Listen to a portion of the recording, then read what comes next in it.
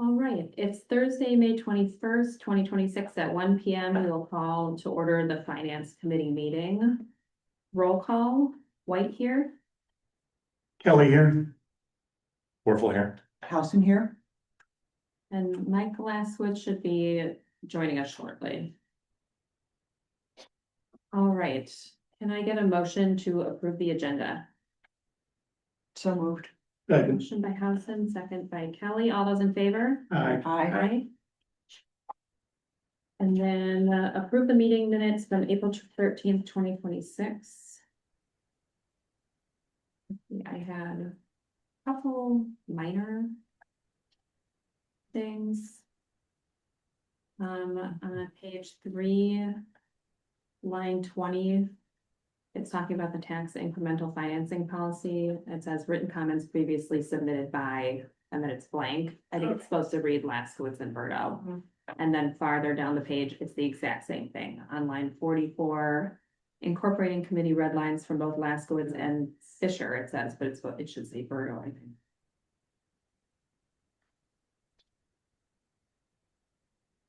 All I have. Did anybody else have anything? No, I saw those as well, but that was it.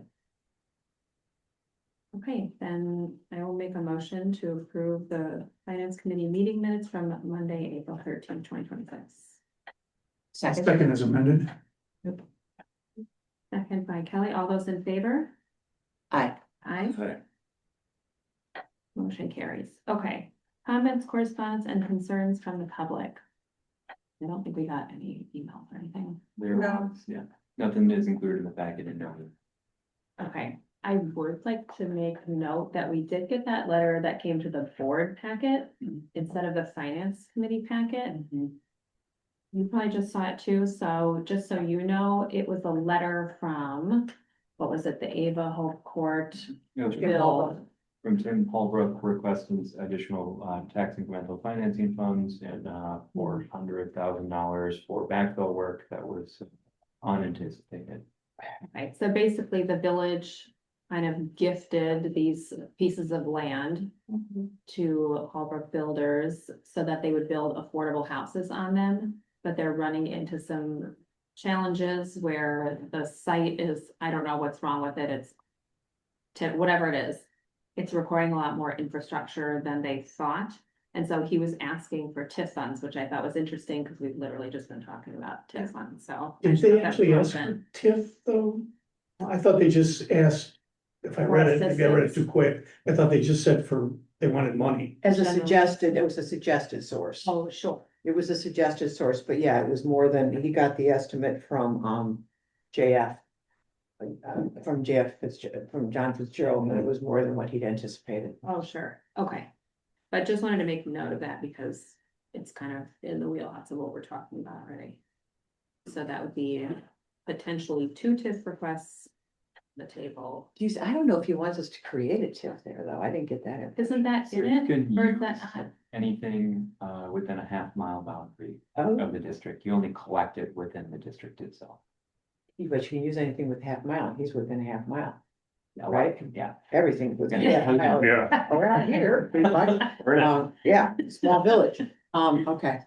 Sorry, where was that letter at? It was in Village the board village packet. board packet Okay. from this month, so from last week. Okay. And it was just included in the beginning.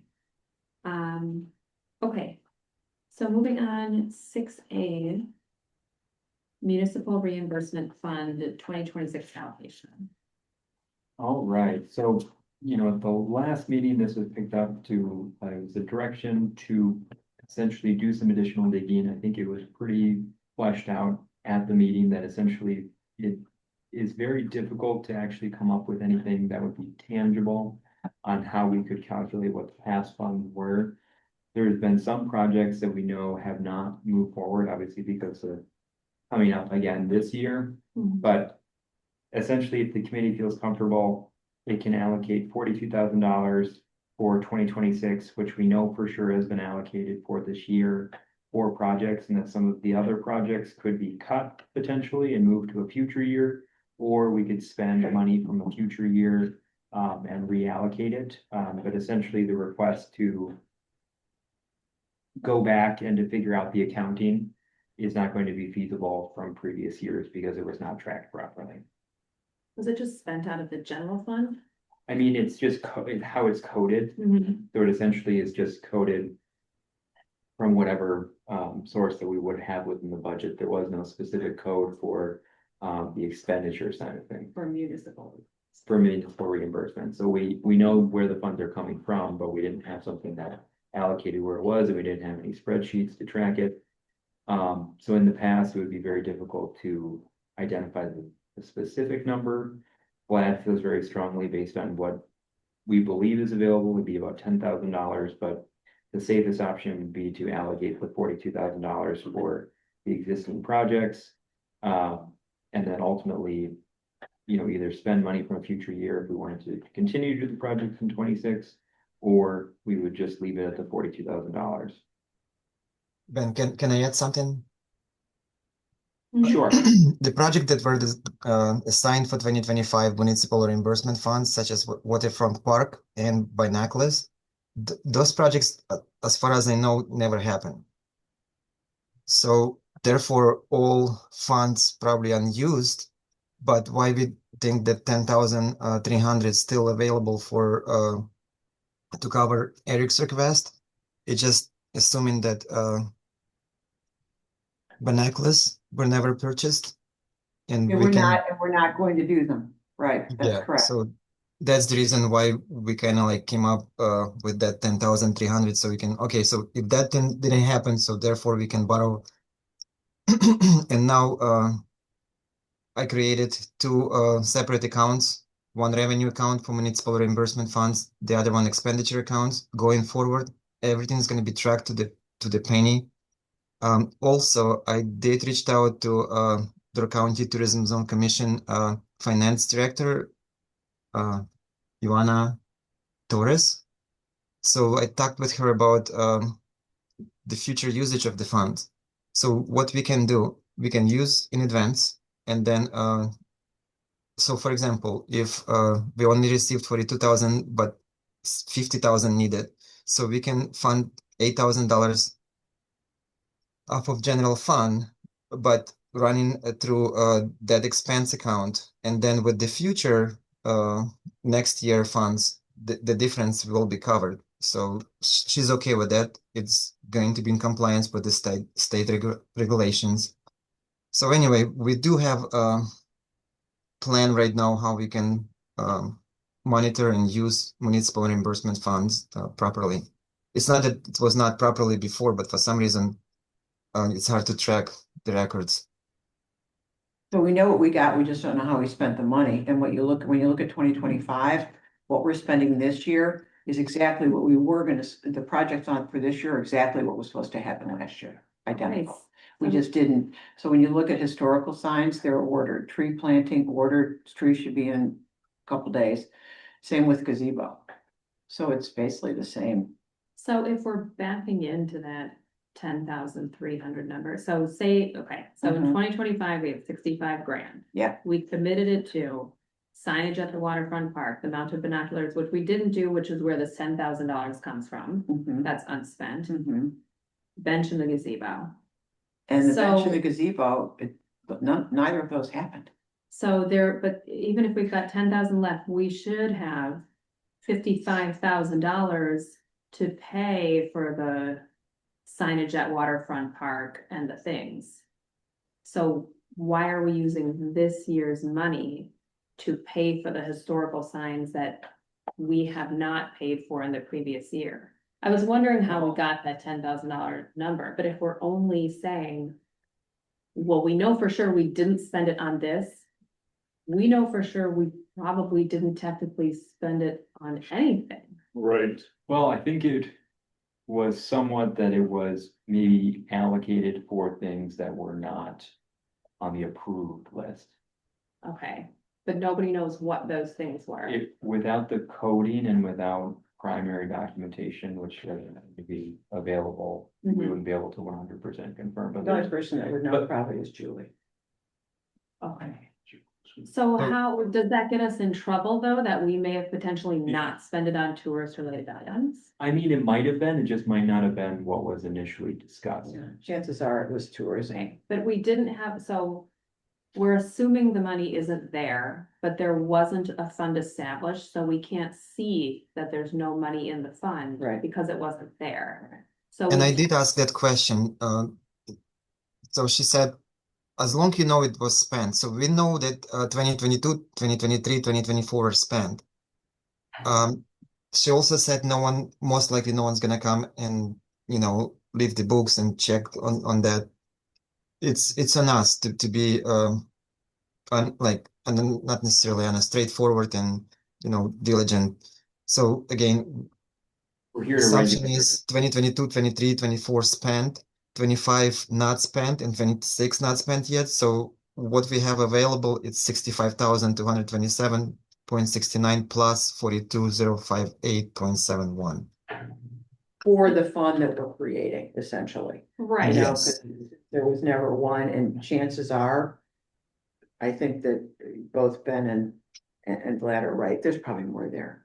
But you can say there's more there, except Can't it prove was spent in a different budget. What are you saying we're gonna fund this for? You had me Okay. until we just started. Yeah, so I think this would be a good recap as well. So the municipal reimbursement fund is essentially a fund that the village puts into the budget.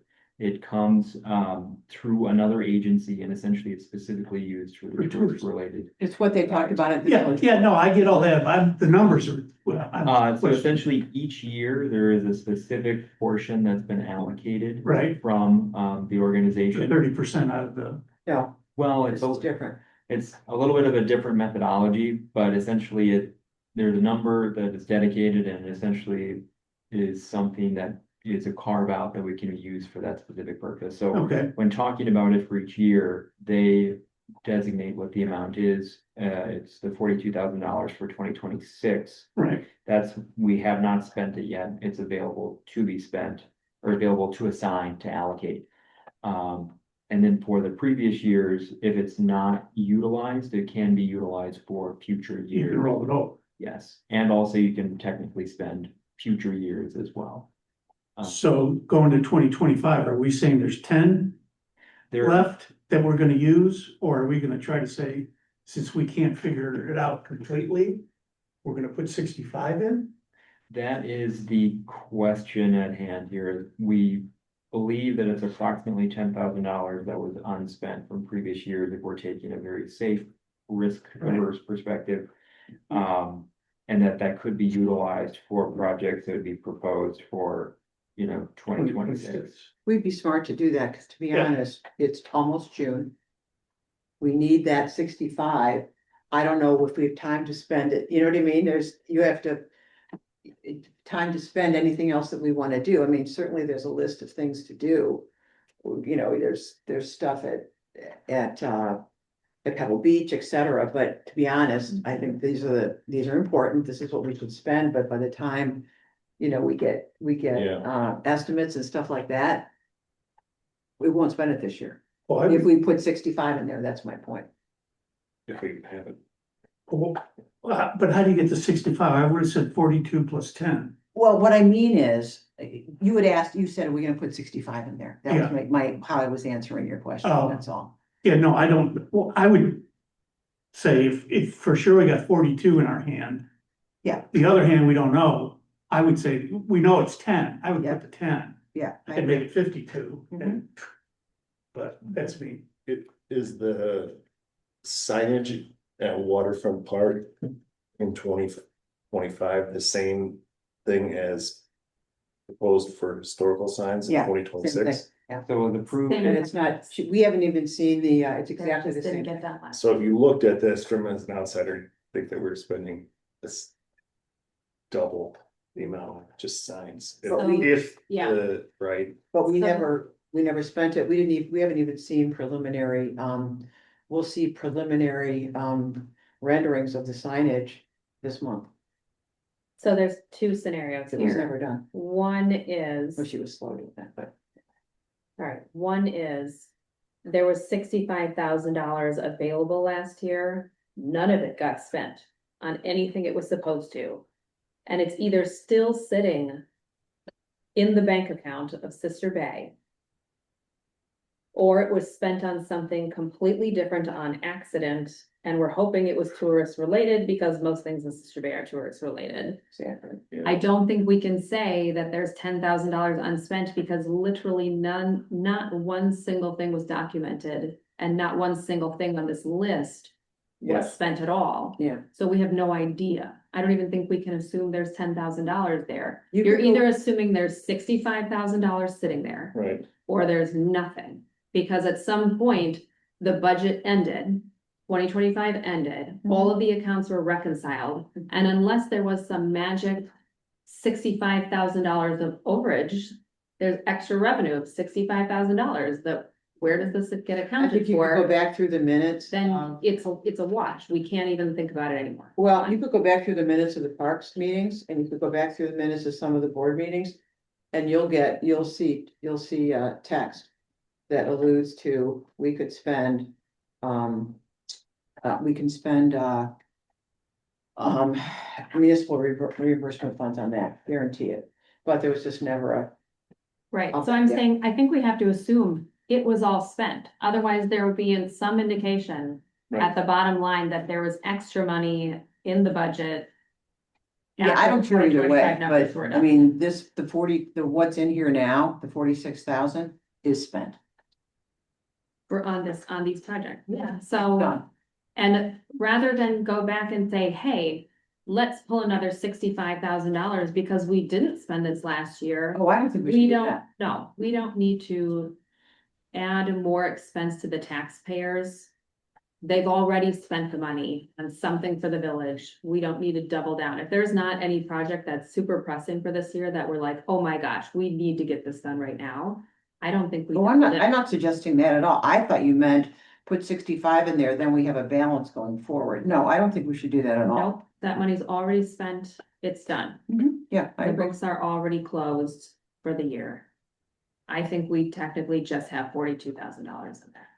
So you are suggesting then that we spend another $4,000? Yeah, because if we didn't spend this money on anything in particular, we certainly don't know if there's $10,000 in there. Okay. As far as we know, there's no money. in I can there. go either way. Doesn't make any difference. I mean, unless there was an overage at the end of the year and the Parks Department didn't spend as much as they thought they were going to. So I mean, ultimately, when This isn't about it ours. gets rolled in to the unreserved funds, like, it's, So could we Not- pull 10 grand out of the unreserved fund from last year? Like, was there an overage that went in there? I mean, it's. Yeah, I mean, yes, it's just more of semantics in that way. It's just either way, it's coming from unreserved from funds from a previous year. It's just whether or not we say it's municipal reimbursement or general in that way. Yeah, I just think for accounting purposes, we can't guess. Either it's all gone or it's all there, but if we have no idea, we have no idea. Well, that's, I think I hate to say it this way, but in either case, it presents a challenge. It's either that we spent it and it's gone, and we have the potential to overspend, or we didn't spend it and we are not in compliance and we have it just sitting there unused for the purpose. So if we spend the 46,350, which we've spent, then for 2027, it's likely we'll get about 42,027. It just depends on what the budget is for the DCTZ, because that's what they base this payment on. Then we'll be borrowing from 27 about, $4,000. So I mean, starting forward, it's essentially, we need to have whatever the baseline is. for Yeah. it. And then when we know the amount of funds that are the baseline, that's where we started from. But Luis, Well- you are correct, though. Yeah, so right now, for the new fund that you established, there's $42,000 in it that we can spend on these projects for 2026. If you want, we can pull $10,000 from the reserve fund and put it in there, assuming that not everything was spent last year, but we don't know. Or we could borrow from 2027's number. We could borrow $4,000 from an upcoming one. So I guess we need to decide, do we want to pull 10 grand from a the rollover fund to help fund these projects, or do we want to borrow from an upcoming year? I do have one quick question for Vlad. We're done with the auditors for this year, right? Yes, but the final report's pretty much still in works as far as they still sending some adjusting journal entries. In fact, I talked yesterday with Sylvia. I reminded about TIF transfers. They're still working on that. But my overall question is would this be a discussion item for, when they look at the 2026, when they do the audit for 26? Meaning like, okay, now now we've created this, and then we've moved this, and then is there any ramifications of doing that with an auditor? Yes and no. According to Door County Tourism Zone, no, just a second. Destination Door County. Yeah. They said we can do that. We can borrow from future year. Yeah, I know. It's gonna just go through general fund. So what happened if, let's say, the capital improvement fund is gonna have a shortage, then the money will come up from reserves automatically. If not, then it's just gonna be a wash. Or so what Bridget With the suggested, auditor, but borrowing from future year, that's probably gonna be the best solution. That's what I was gonna say, I think to keep it cleaner, your idea, I mean, you're keeping it all within the same tourism line item that Right. we're now creating, paying it and then borrowing for the future, the $4,000 to clear it. Going to another line item, budget line item, moving money over.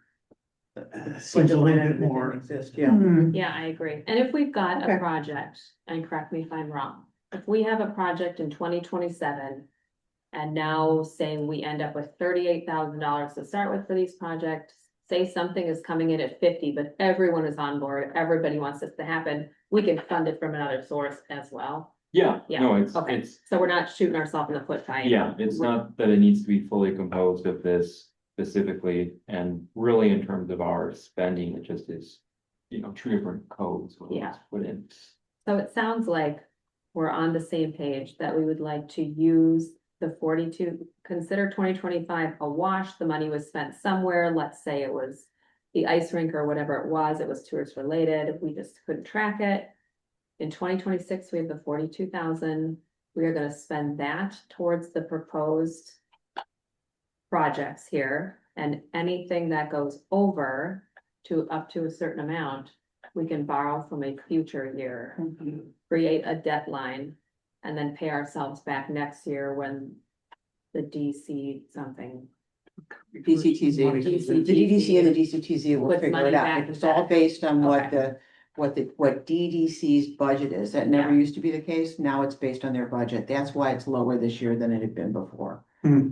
So Um, does that sound good to everybody? yeah, was that a motion? Oh. Yeah, so, okay, should we put a cap, because what if one of these bills come in, it's a couple hundred over what the estimate is here? Should we put a cap on how much we're borrowing from next year's fund? I don't think we have a choice. Tree planting, he gave us the quote. I don't think it's gonna go over. I'm not sure. Eric's not here. But let's say The other- borrowing up to $5,000. Yeah. The other Be alternative would six. be to allocate funding for the projects for this year. So just saying, not obviously going above and beyond, but just saying in terms of the allocation for the 2026 municipal funds will be allocated for the historical signs, tree plantings, and gazebo improvements. And not necessarily listing To address that the other stuff. if it's just funding the projects. Won't you have to put That's a just dollar an amount on that? Cause that's kind of open ended. I mean, it's up to you guys, but in terms of, if you do want to put a dollar amount, you can certainly do so, but just in terms of funding the projects. That's another alternative. Can I add something? Yes, glad. When I talked about Ivan, she said we can save up to certain, like for many years in advance and then spend later, or we can spend in advance too if something needs to happen big, major, and then recover those finances with the future years if it helps to make decision. Mhm. Okay. So.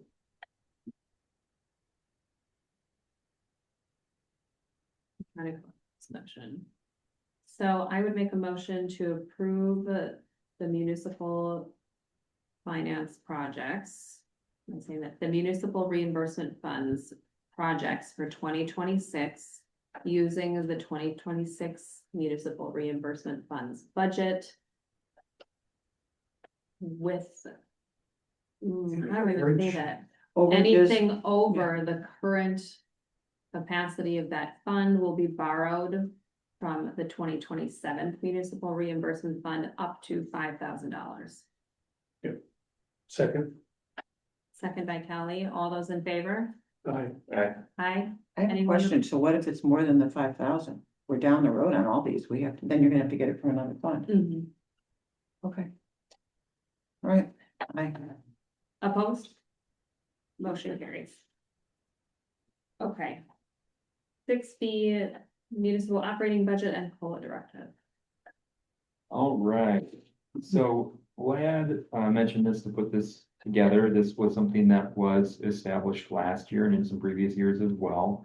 As part of the budgeting process, it's not abnormal to have a budget directive, which essentially just means it's a directive for staff, as in Vlad and I, for when preparing the preliminary budget on what some of the different priorities are. When talking about it in the past, it was discussed about having a 0% increase budget for non-enterprise fund expenditures. And then just the other part of this was to have the cost of living adjustment included as part of the budget and already approved for eligible employees. And so the reason for this is essentially just, as I was saying, about setting the priorities for the budget moving forward. And then also having the COLA already approved and incorporated into the budget, that it essentially just provides good consistency for employees. So employees wouldn't be finding out in potentially November when the budget would be adopted, whether or not they would be having a proposed COLA increase. So there can be some other alternatives as well as part of the budgeting process, such as having some nominal increases or having, specific objectives be met. But I can definitely answer any questions if there is some other directives as well.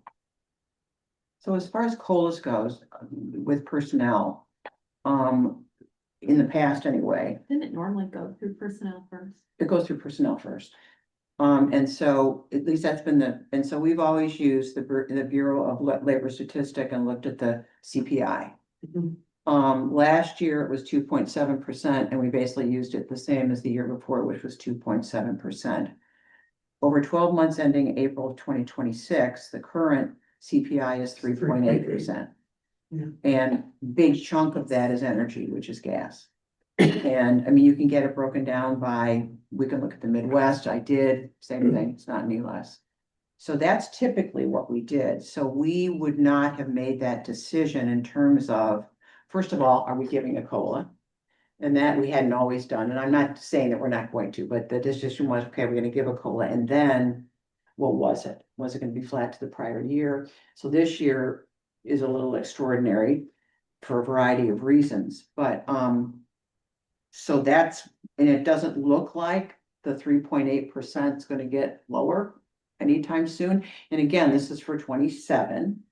So that's the data that we use. So when I looked at the Bureau of Labor Statistics, and then I looked at their tracking, which is what we always did. They have a charting tool. It's great. You can look at all kinds of different stuff, but nobody has a crystal ball to go out and say, oh, well, it's gonna go down to, that's just historical information for you. So you know how. So I would say, I'd go back and look at the minutes, but of the meeting, but we probably didn't make that decision because we had to do the budget, because that's what then led us to, okay, this is, what salaries are gonna look like until, well, no, So- or but maybe I September, think it came to noon last year. So- It came to the finance committee from personnel. that early? Wow, So that I was think just early. in the Okay. past, it just has been, at least, the hearsay has it has been put off and it put some folks at ease. Also, the directive isn't necessarily anything that would make the final decision. It still would need to be adopted. As they say, that's why you play the baseball game, right? Yeah. But it would be incorporated as part of the draft budget, that the assumption would be that a number would be approved for increases. Well, Part of the 3.8, yeah, a lot of it is also driven by higher costs of food, both fuel and food. yeah, but it's really, Was a good percentage of. it's not when fuel is, I mean, you're right, fuel as a percent of the total spend was small, but. Okay, I have a couple of basic questions. A, and these are just questions, I'm not saying yes, no, or anything. Do we typically do a COLA increase every year? We started doing them about 3 years ago, 4 years ago. No, other than that, we did not.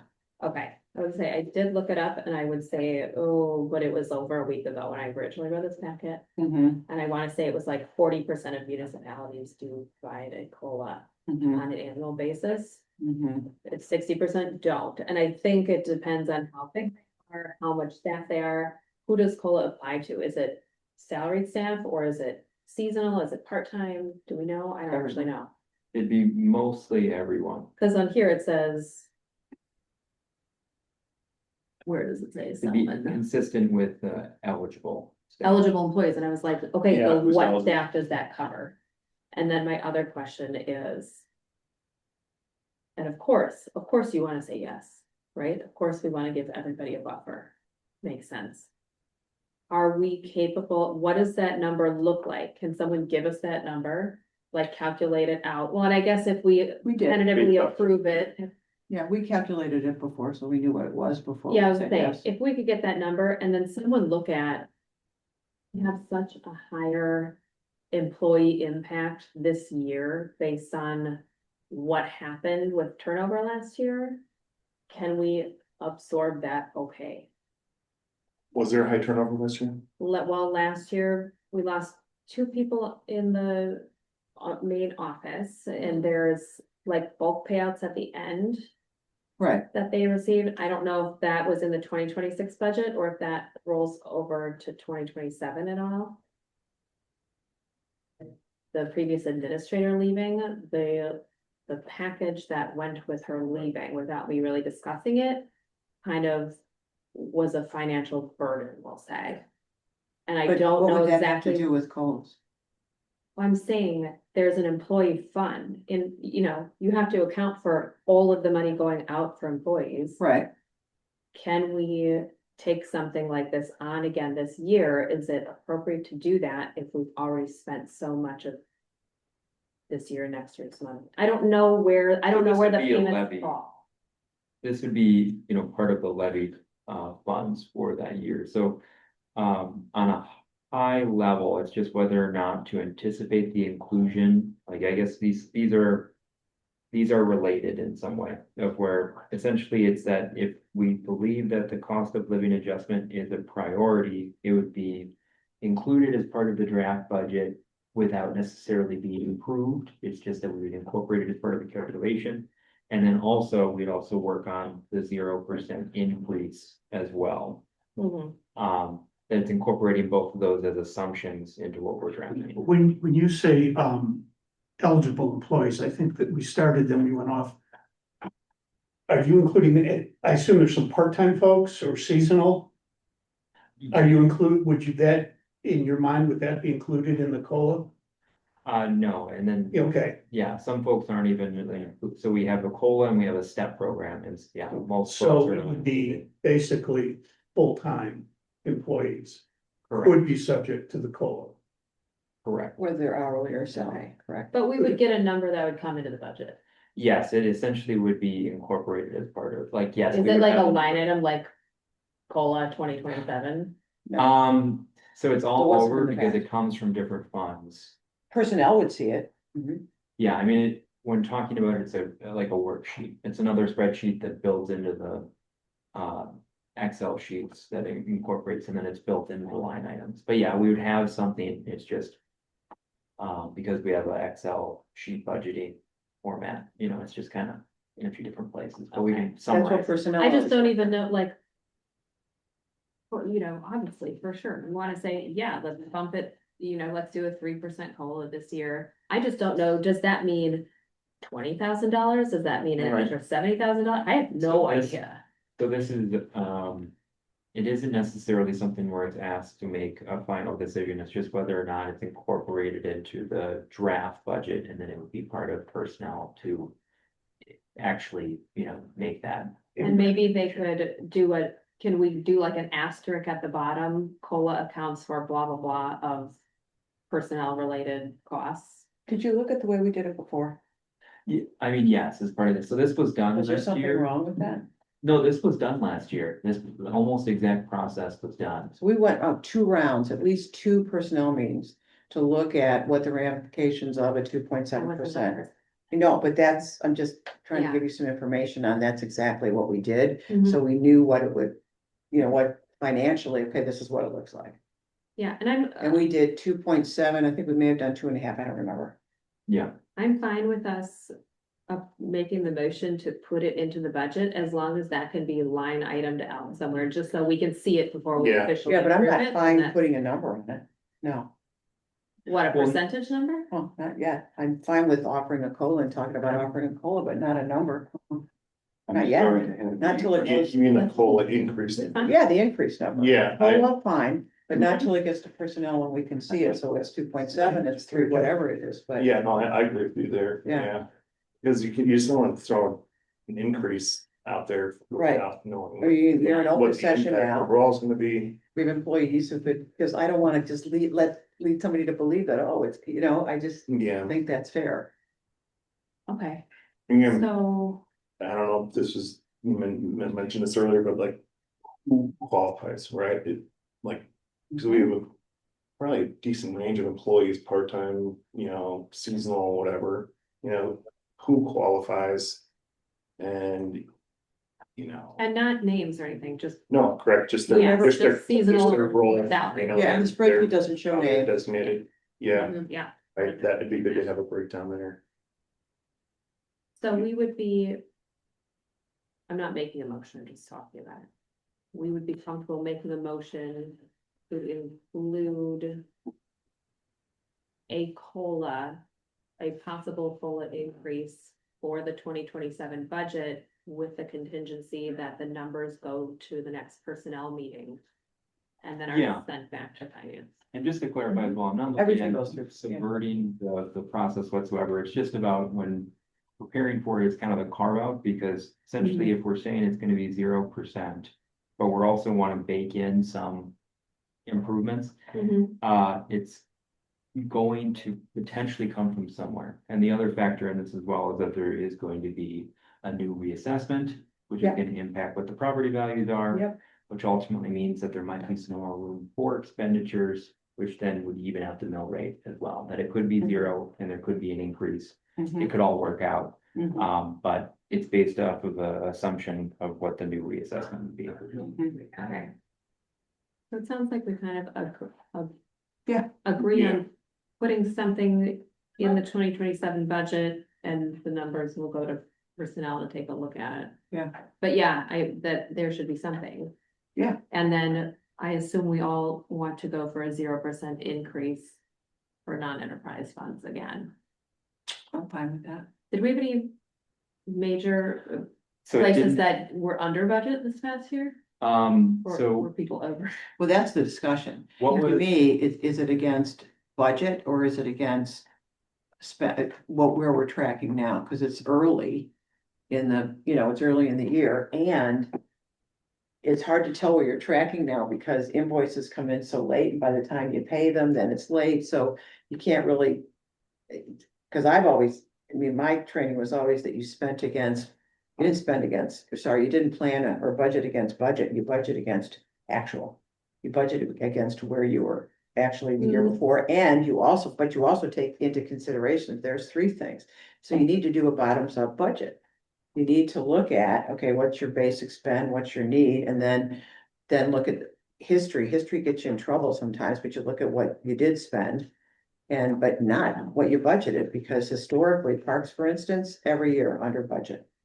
Which is great. So the Well, it problem is and with, it isn't. well, the problem with setting a budget based on the last year's spend number is that you will get certain departments that don't want a smaller budget for the upcoming year. So they will make sure that they hit that spend amount. to get that amount in their budget again next year. So say their budget's 60 grand. They're only slated to spend $40,000 this year, but they don't want their budget next year to be set at $40,000 based on their actual spend.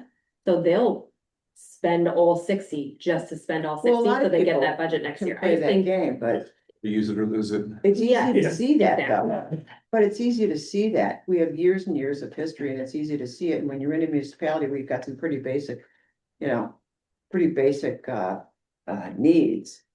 But I do have a problem with consistently coming under budget. Well, that could mean you just are over budgeting. Exactly. Or, I don't know what it is, but that to me, you're 5% over or you're 5% under. So, Didn't do your job. so I'm catching up and I apologize. I had a contractor issue that caught me off guard. My sense of this is you have to take this up to a little higher level. Ultimately, what people are worried about is what is going to be the impact on their property taxes.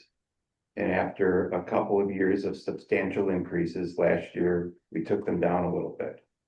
And we did it because we planned about a 0% increase. And we had a decent balance between expenses related to capital projects and actual operating expenses. So I think Bridget's suggestion that we target 0 is good, but I think as we get through the year, we have to understand a lot of the complexities of this year's budget. Understanding what's going on with the $3.2 million bond we have out there where there's a little variability. You know, the example is if we are able to reallocate that to another capital item, that could be getting one of our projects done without any impact on the tax levy. Ben, I hear your point on the valuation, but I like to remind people that it's okay if taxes go down. It's actually okay, you know, some would celebrate that. So in that valuation process, I get the math you're explaining, and I think there's a reasonable chance that could happen, that we could get a little wiggle room, but that's an unknown until we get a little further down the line. So I'm sorry I've given you all my comments from my catch up, but related to the employees, I think it's important that we have competitive compensation and that we're paying our people fairly. And I wanted, you know, support what we can to help make sure that happens. And that, in my view, would get a little bit of a priority over other expenditures we'd be considering. So I'm sorry, I'm a little wound up after my last meeting. So I guess I just, because we were kind of having some philosophical discussions. I agree with Louise, you got to think about, you know, the various pieces of the budget and plan versus actual. Ben, remind me, do we have audited results from 25 and how did we finish the year? Because that was a surprise last year also, where we were expecting to be very close to break even and we finished the year with several $100,000 more than we expected. I don't know how we actually finished 25 in the audited results. Yeah, so that is currently ongoing for them to finish. It should be soon though, right? Yeah, generally they're working on it and it's anticipated within the next month or two that they'd have the report and give their presentation to the village board. So you know, is there anything that we see as a surprise? Because in the past where we were off a little bit is at the time we were doing the budget planning in August. Those numbers versus what we saw in the audited results, that tended to be about 6 months later. And a lot of things can happen in that window of time. That's why I'm trying to figure out if we, to Louise's point, if we find out that we had a cash surplus, that would also impact spending in my view, versus learning that we had a deficit, right? And had to consume general fund dollars to support operations. So I don't think that most of the additional expenses were additional operational expenses. And it also wouldn't be a good budgeting practice to use one-time expenses to fund any future operating expenses. I agree with that, but the question I'm asking is, when we get our audited, do we have any idea of whether the audit and the full year operation was, how close was it to our final projections? Another way for me to answer I'm the glad question. to learn it all. Yeah, I'm actually downloading a report right now. I like few days ago I updated correcting journal entries from audit team, and report is still in works right now. It's actually generating as we speak. What we're waiting right now from the audit team, it's TID transfers entries. So I'm gonna be able to tell you in 2 minutes how we came up as far as like expenditures revenue, but the TID transfers, it's still part of the revenues that will go against the expenditures. Those entries not available yet. They still working. They still analyzing all of the TID. I'm okay with, if we don't have it today, we don't. My only point is that report becomes also important to budgeting. Yes, of course. That's And it very helps much. then determine how accurate we were. If our August forecast for the full year last year was right on, that tells us one thing. If we were off, that tells us something else. So until we know that, it's something we have to consider. Based on correction entries that they provided, I noticed they did move a couple expenses that were sort of questionable. I booked them in 2027, but they ended up moving them in 2020. I'm sorry, I booked them in 2026, but they ended up moving them in 2025. Not huge, like 17,000, maybe 5,000, like altogether, probably a little bit over than close to 25, I would say. Again, the report's still generating. It usually takes a few minutes. I will be able to tell you the bottom lines shortly. I'm sorry, I'm done with my rant there. I apologize, No, but you're thank fine. you. Yeah. So I think what we have on the table right now is, do we approve the directive of a 0% increase for them to start working on the budget, all the different departments? And then do we approve putting a potential cost of living number in the budget? And then we'll take a look at specifics of it later before it's officially approved. Does that need to be 2 motions or 1 motion? I just think I'd really like to, I don't know, I really have a problem budgeting against a budget. But But we won't have the budget in our hands to even look at it. For a couple it's months. just not. So, Louise, just so I This is what we do understand every your, year. I want to make sure I'm understanding your. Here's an concern. example, so. Well, let me ask my Yeah. question, because that'll help me. When we have the actual number that we spent last year, the question is, are we budgeting flat to that actual number versus what? What would the budget number be? What we're suggesting is that we budget 2027 flat to the budget to 2026. As just a directive. No, not not That's necessarily. what I heard. So, I That's what mean- we've always done. So that's what I assumed. Sorry if I was wrong. So I mean, just in terms of a 0% increase, is that, I mean, it can. What, over what? Well, I mean, it would be in terms of looking at what we have, and there might be some different changes for what's there. So we'd actually take a look at the actuals to date, right? And we So would be. year to date, 26, okay? Mhm.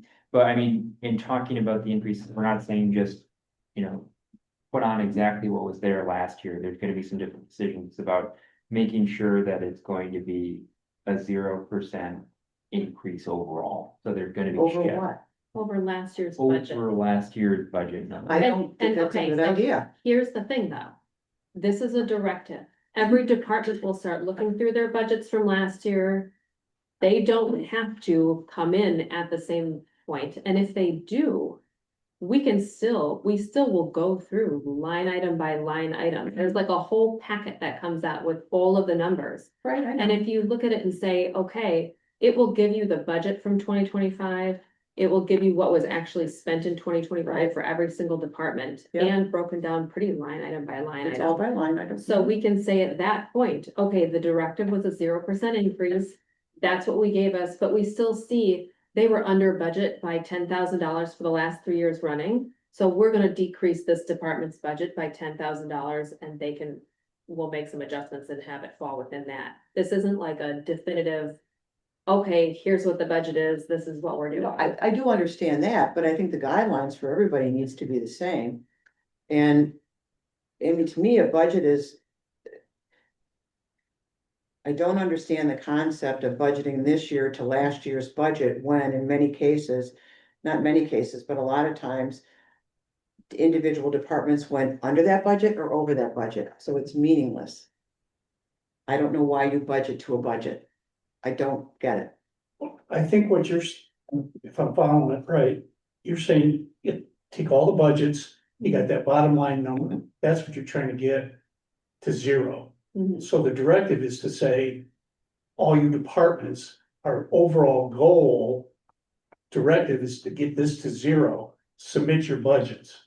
Zero compared to what? So let me try, Terry, I think I heard that too.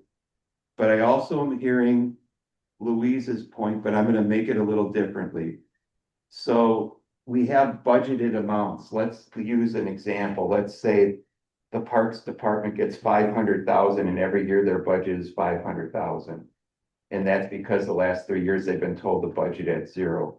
What I hear you saying, Louise, is if they came in at 450 last year, their starting budget maybe should be 450, not the The starting 500,000. budget should, if you want it to be flat, my definition of flat has always been flat to To the actual.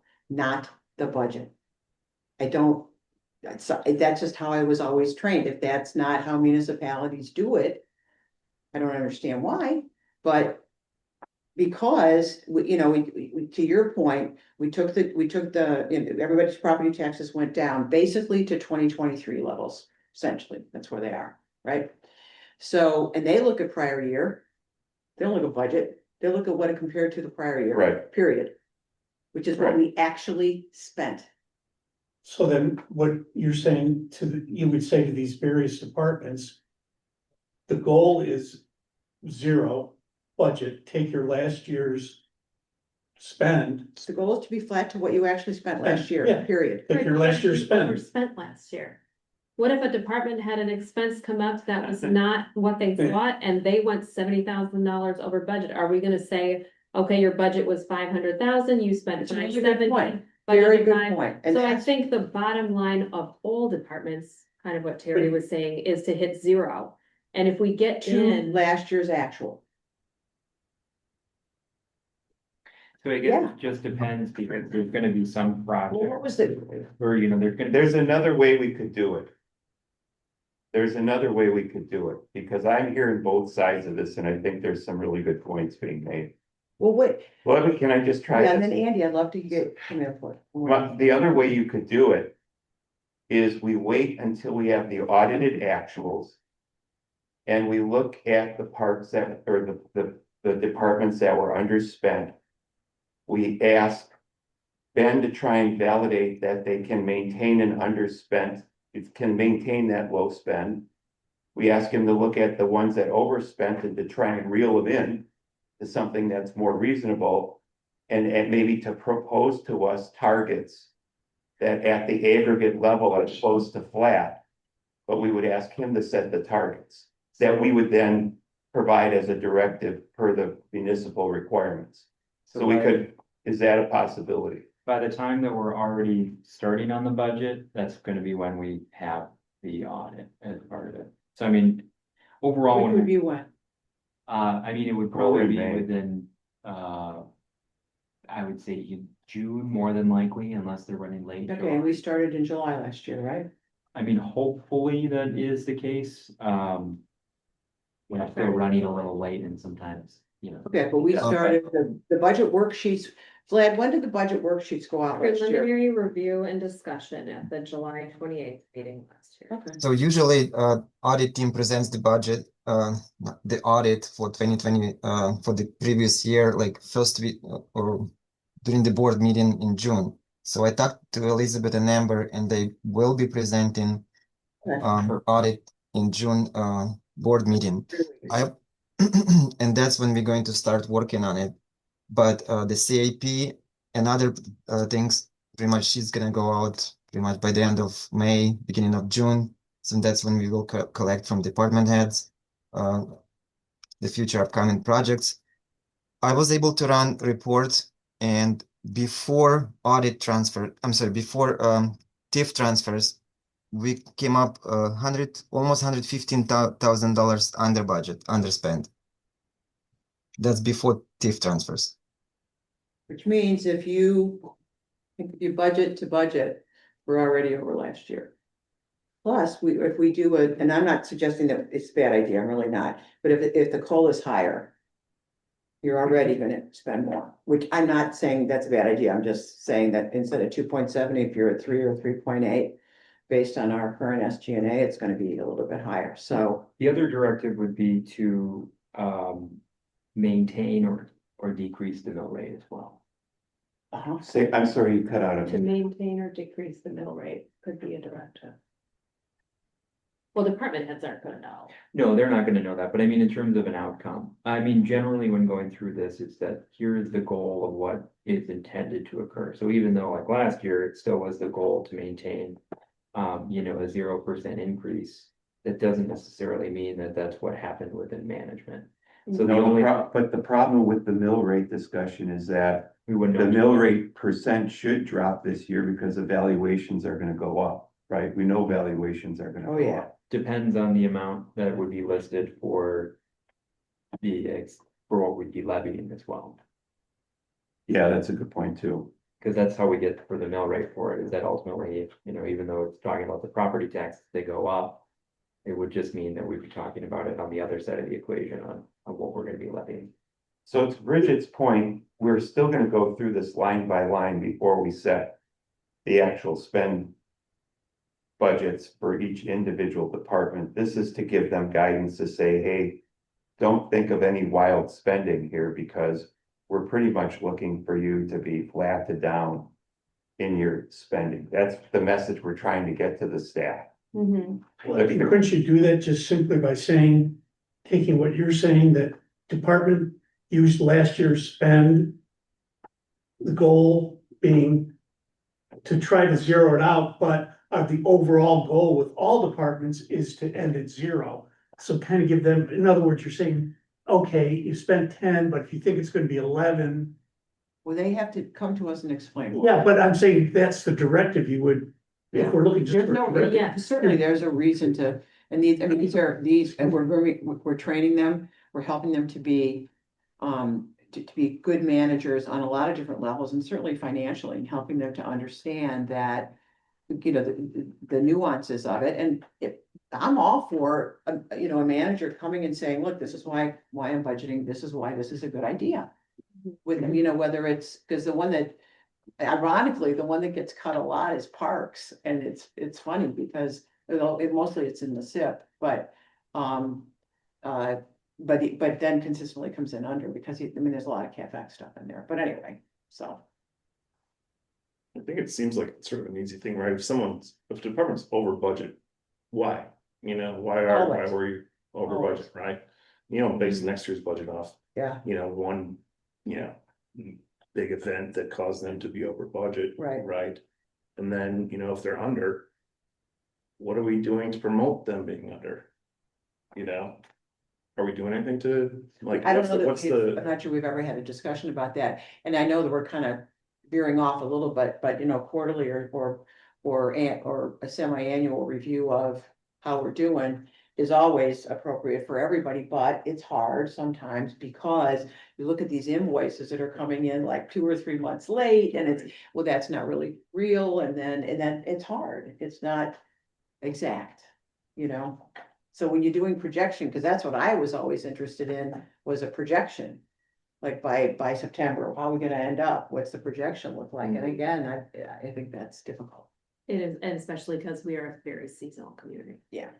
The Um, one thing that is encouraging is if on our projection in August, we were within roughly $115,000. I'm not sure you want to be, Oh, that's good. I'll that's take pretty it. close. Yeah, it's really And close. because that would be good if that turns out to be. Yeah, the answer. Really good. Mhm. So I think we just need to hone in on what we want the staff directive to be. Do we want to just, give them an overall 0% increase to all non-enterprise funds?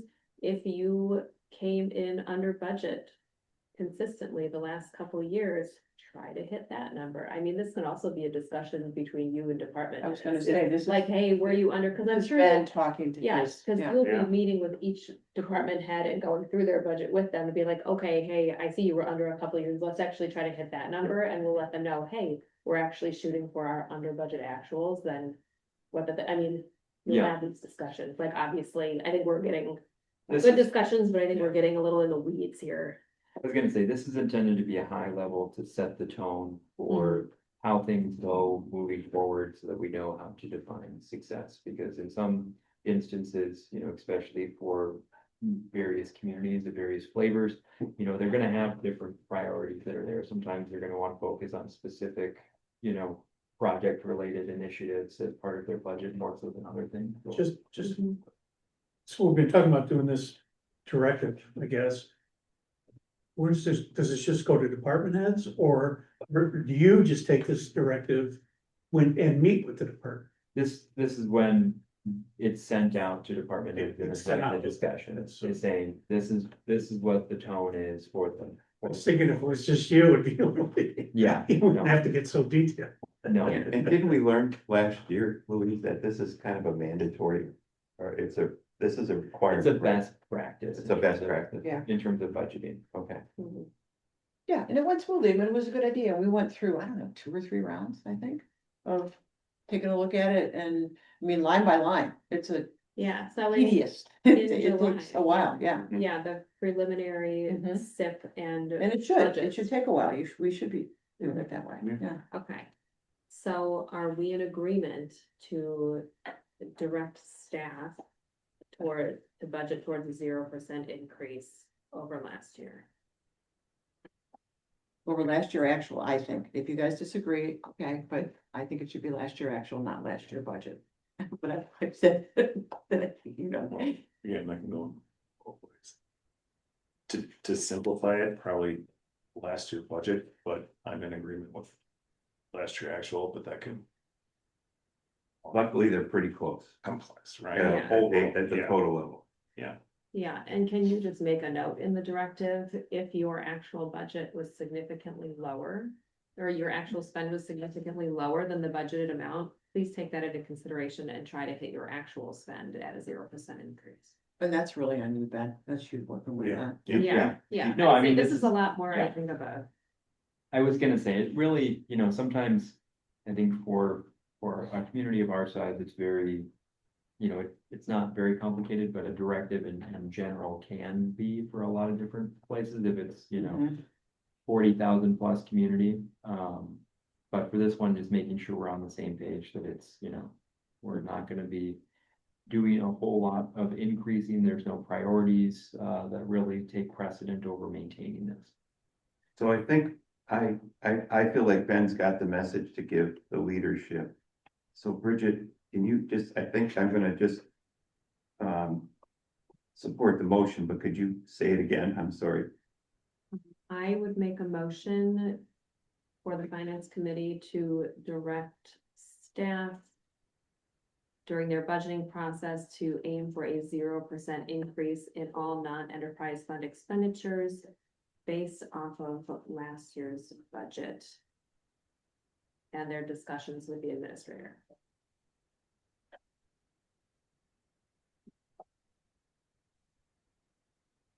I will move to support that, so move. So that was a motion. Are you seconding? I'm supporting the motion. Don't we need a support for the motion and the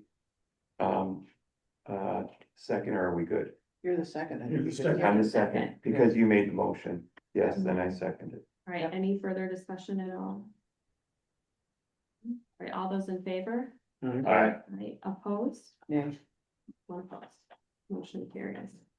And then. Do we need a separate motion for the cost of living adjustment, or is that just?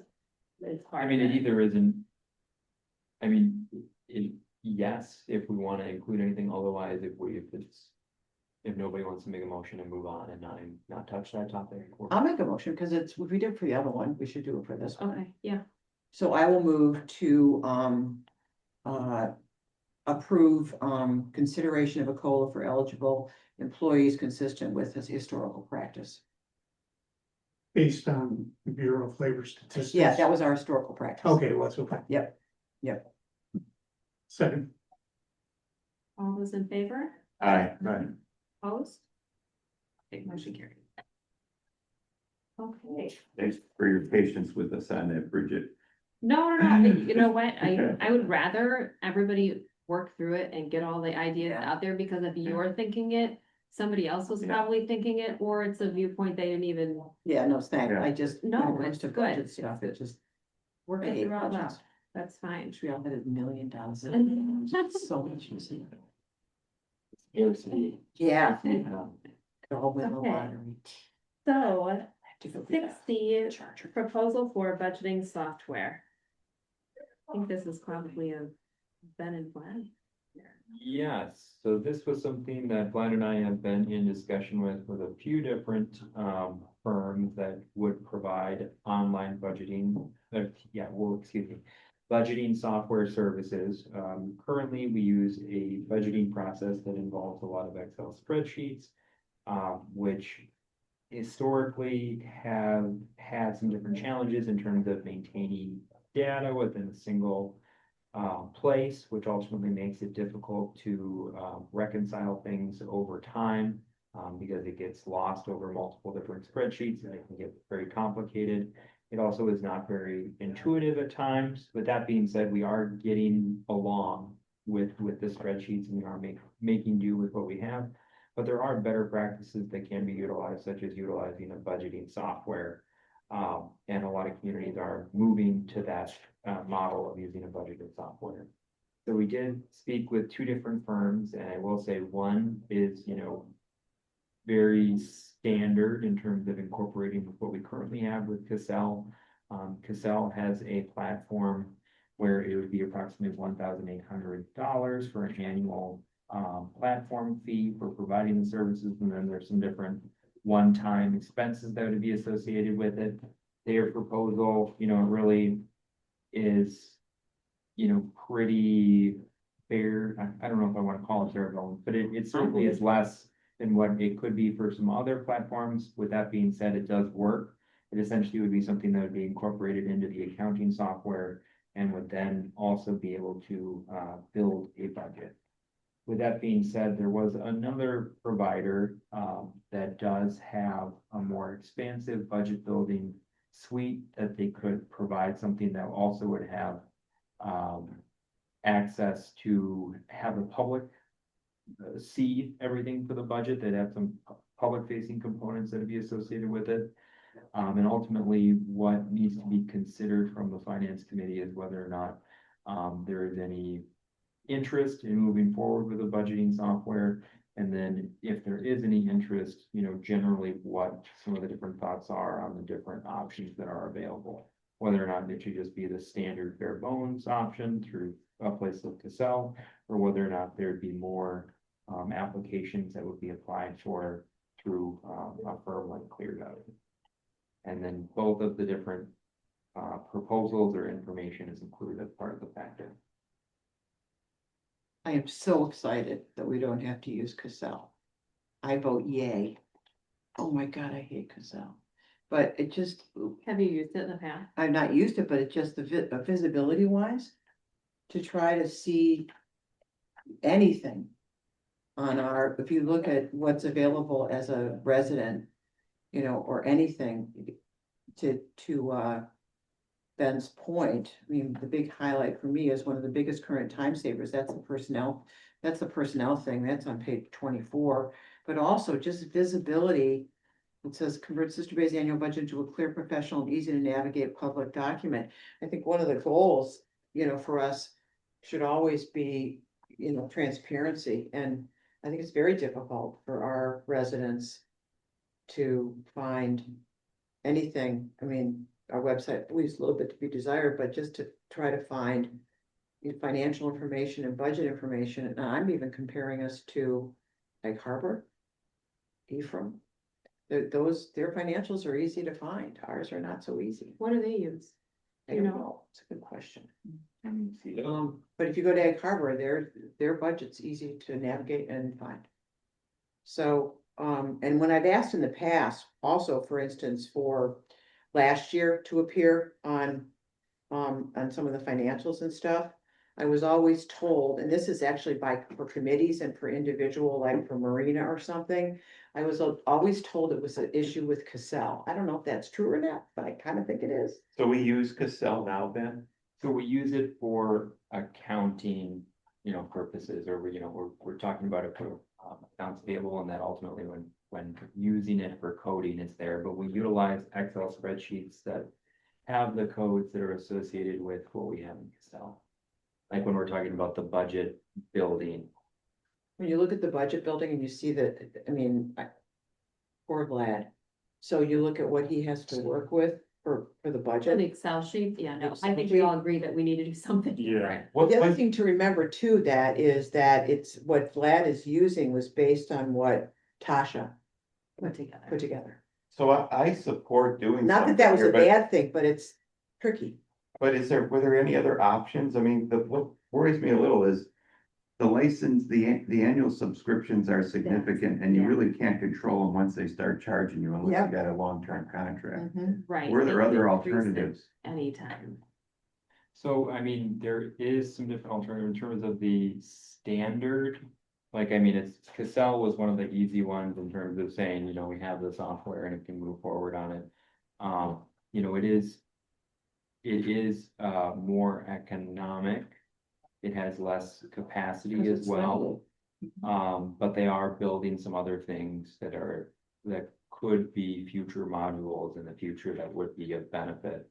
With that being said, one of the main industry standard firms would be for ClearGov. Mhm. And then for municipal budgeting, there's probably some other mid-tier firms, but it's not. Like, in terms of municipal related budgets, ClearGov is one of the bigger ones, but there probably is a few others that I could list off as well. Yeah, can I agree add with- something? Yeah, go ahead, Vlad. We can also do like cherry picking, pick up the budgeting from just operational budgeting from Cassell and couple other modules from ClearGov, because they in real life they ClearGov using Cassell to begin with, and the data goes back and forth. I don't know if I quite follow. So the ClearGov, can you explain that, Ben? I mean, it's kind of picking an all apart approach of where there can be some things that you can do in Cassell, utilizing components of this software, and then also doing some of the different packages for it. So like when talking about it, like you're building the budget, but then also there's some like personnel budgeting that's associated with it, and there's capital improvement budgeting. So there's different things that incorporate all into it. I think one of the things in terms of, I think is really interesting that I would hope eventually would be there is the digital budget book, which is essentially you take all of that and you put it into a nice, neat document that already can be generated, and it's easy and accessible for residents to understand, the information over time. But yeah, it could be piecemeal. I mean, ideally, if we're investing in something, it would be something that would hopefully have some consolidation over time, but The digital budget book is cool. yeah, There's a lot in here that it's helpful. It's really helpful. yeah, I've always enjoyed that component. Otherwise, you're taking the information and essentially putting it into Word, which is not the worst thing whatsoever, but it's just nice that it all would be within one specific document. Sorry if I missed this, but do we have a rough number on what we're currently spending on whatever we're using now? So I mean, we're just This would using be Excel replacing. spreadsheets and staff time. So what would we save in staff time is, I don't know how hard it is to calculate, but I would imagine between Vlad and probably yourself and any other staff support, hours and hours. I mean, it's Yeah. hard because it's an investment for sure, where it's definitely something where it's probably over time gonna have a return on investment, but it'd be difficult to calculate. It's just whether or not it's part of the modernization effort, because we can keep on going through, the spreadsheets and it can keep on doing that. But then the other alternative is to move toward the budgeting software, and it just depends whether or not it's the more economic or whether or not it's something that has the different capabilities. Yeah, I'm in favor of finding something that pulls as many areas. Well, and together. also something As that possible. is, something that, because this is a shared doc, I know you can't fuss with it, but everybody has visibility to it and everybody can. For the Correct. software? Yeah. Oh, for the software, especially for ClearGov, you Mhm. essentially send it out to the managers and they bring it back, and then they could Mhm. essentially be like there's approval layers to everything and it gets incorporated. And if there's personnel related costs, it can be broken out pretty easily and it all gets, essentially it's all the different spreadsheets that are associated with it, but within one Mhm. platform that it can be built, and then also everybody can have access to it. And then it also has, potentially in the future, the public facing component as well. I think the public facing it's pretty important. Because we have, for any municipality, especially in the years to come, maybe next year, it's important that they have as much information as easily accessible as possible. So I like the idea of definitely updating our software.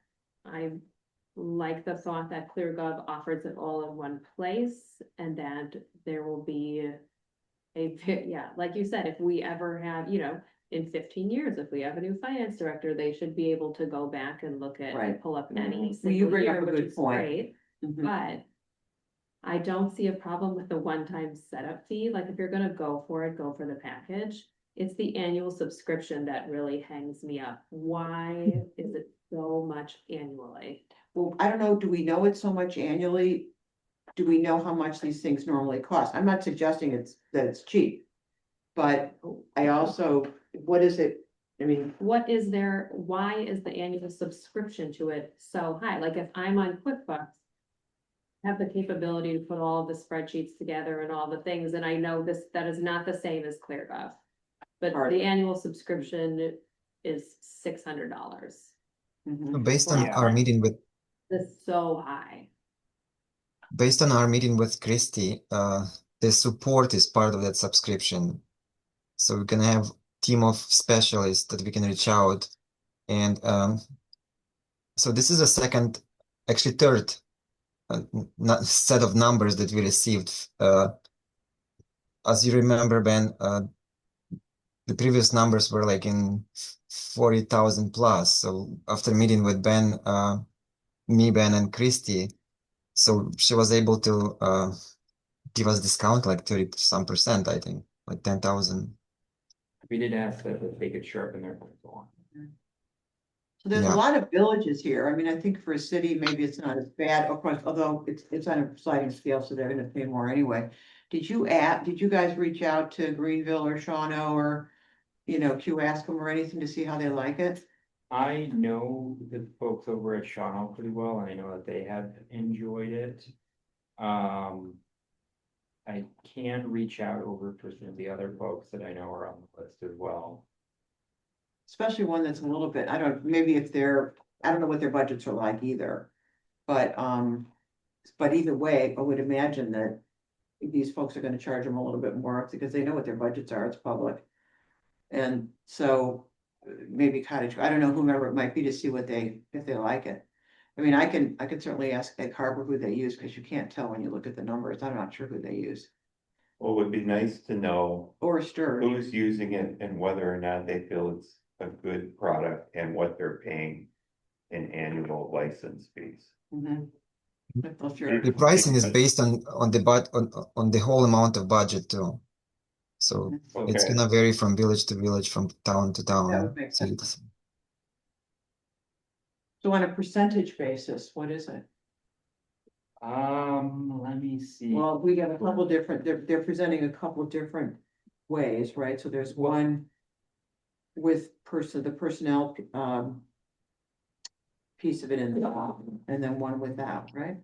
Yeah, so I mean, essentially as part of it, like if we're talking about option one, that's just generally what we're talking about just for the budget itself. So that would be very standard. If we're talking about everything, including for capital improvement planning, and then also the final development of what it would be for the external facing document or what is produced as the final product, that would be the digital budget book.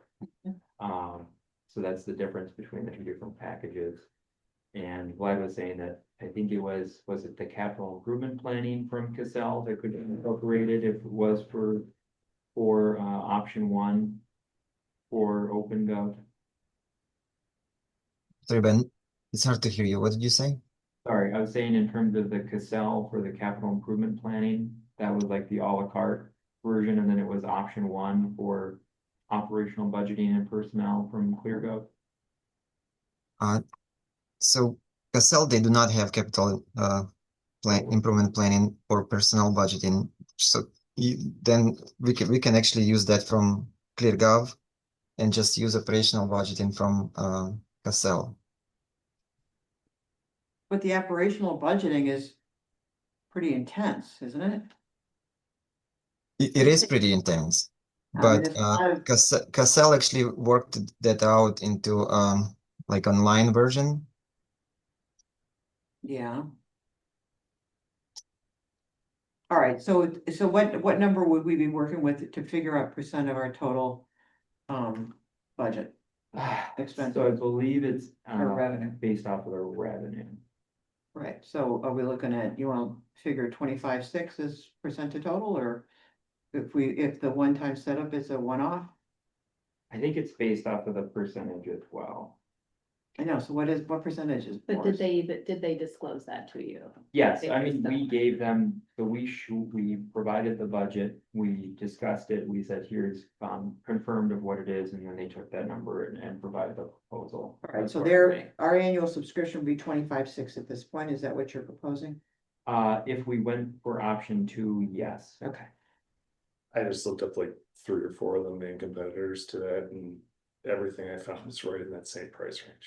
Yeah, what I'm seeing, Andy, I did the same Probably not a lot thing. of people in that space, Eight, so they are gonna vary. well, there's quite a few. There's a actually. handful, it's just, what you tie in. They all know what everybody else charges. From a modules perspective, and I think we should get cover as many areas as It'll possible. be interesting to see what they offer, maybe the offerings are slightly different, I don't know. Yeah. I mean, But- in terms of what we're actually looking at, I think this, like, option two is probably the full gambit of most everything that we'd be looking at.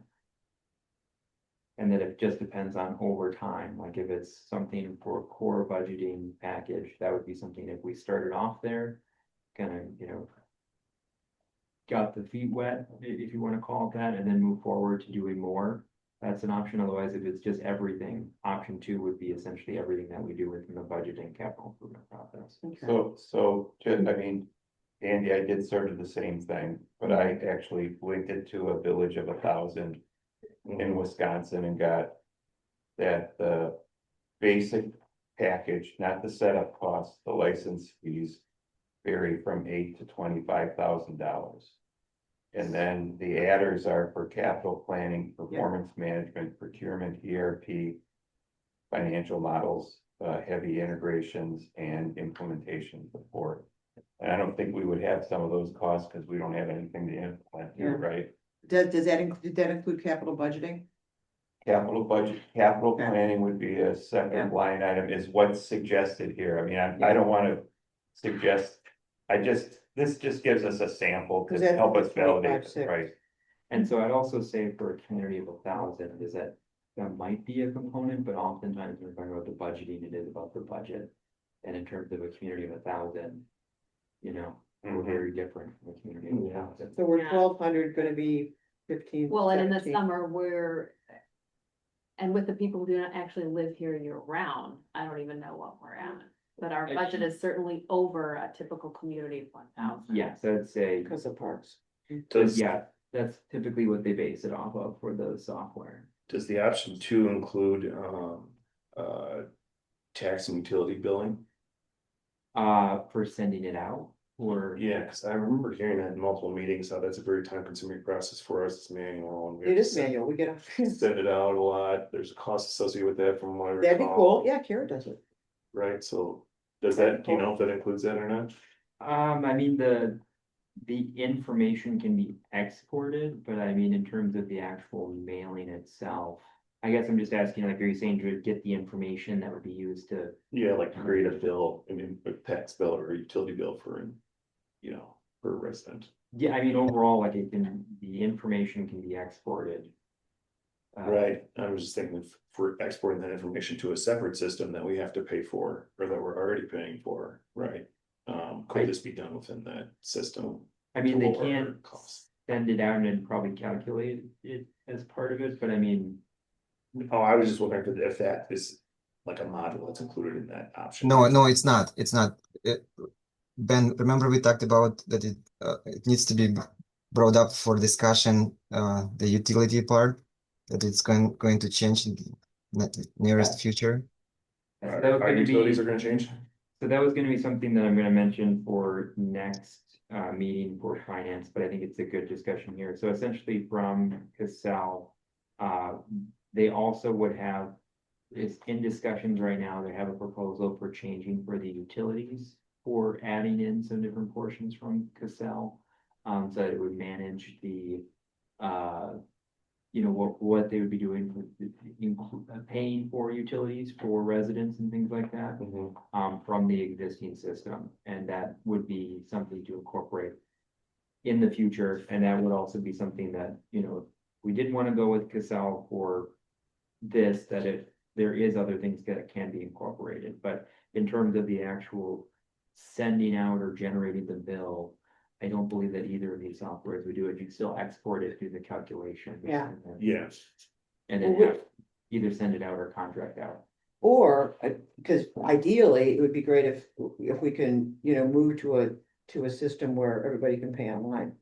And That's, so I'm assuming maybe not Cassell, but the other one might integrate better. I don't know. Or is that what Cassell's thinking? so OpenGov does not do anything with utilities. This would just be for, anything for budgeting. Yeah, Cassell, I mean, like I said, it's more economic and it's specifically the system.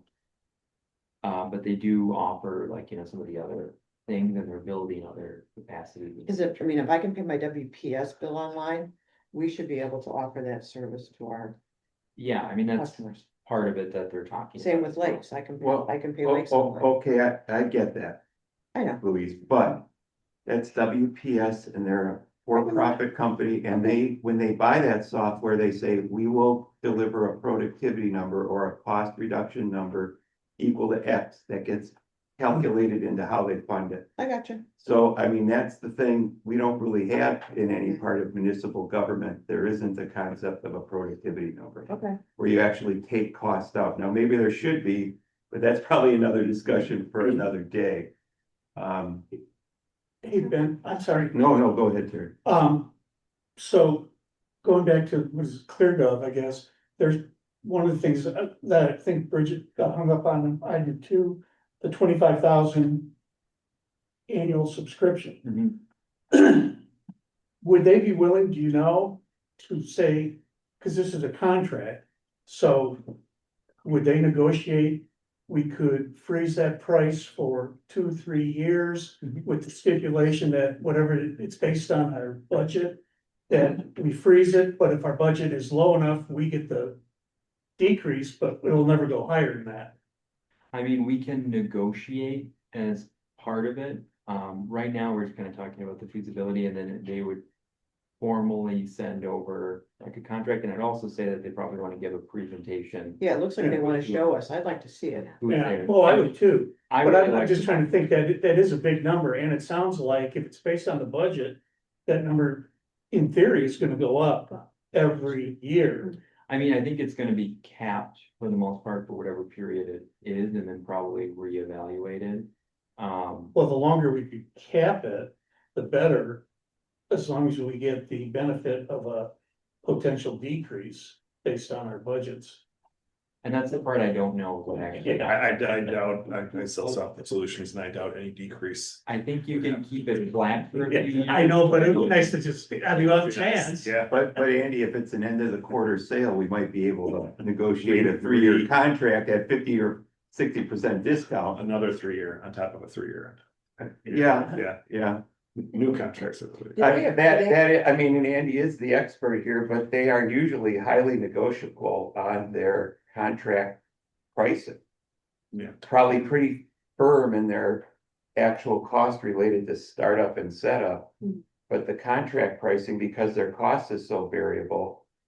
In any case, I just wanna get to read the room. I mean, it seems like based on our experience working with past budgets, we'd all like to see this process be more efficient for the finance team and the village administrator.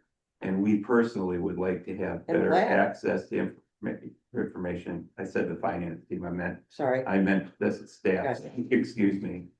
So I think we'd like the staff, the administrator and this committee to be able to get better, faster, availability of information and decision-making information. So that part we're kind of supportive of. Right now, it's, you know, trying to vet whether or not this is a good deal for us. And again, if this were a business, we'd be asking, well, what's the kind of productivity we get? So if at the end of the day, we're delivering the same process, but we're doing it with a lot less manpower or people power, the question becomes, you know, how do we reutilize that productivity? Right. And how does it benefit the community? Yeah. Do I'm we- agree there. I'm sorry. Go ahead. No, go ahead. So I would say for the next, it sounds like everybody thinks this is a great idea. I think it sounds like we're all leading towards ClearGov if possible, if we can justify those numbers. Maybe see if they're willing to give us a mock-up of what a 5 and 10-year contract would look like. I think we should reach out to some of these other communities and see what they thought about it, if they've had any hiccups at all, what they wish were different, if they could go back, would they sign up for this again? Is there something that's not included in this software that they've found that they've needed and had to go outside of this software to provide? And that would be great to know if all of these places have already done it. Yeah. In And then addition, sorry, go ahead. Oh, no, it's fine. And if we could come back to the next meeting with that information. I mean, if we can justify the spend, then I would vote yes on it. I just think we need the rest of the information, but I think Yeah. this is an awesome start. Happy to hear their presentation. And I just think we need to make sure that other communities find it extremely useful and worth their money and time.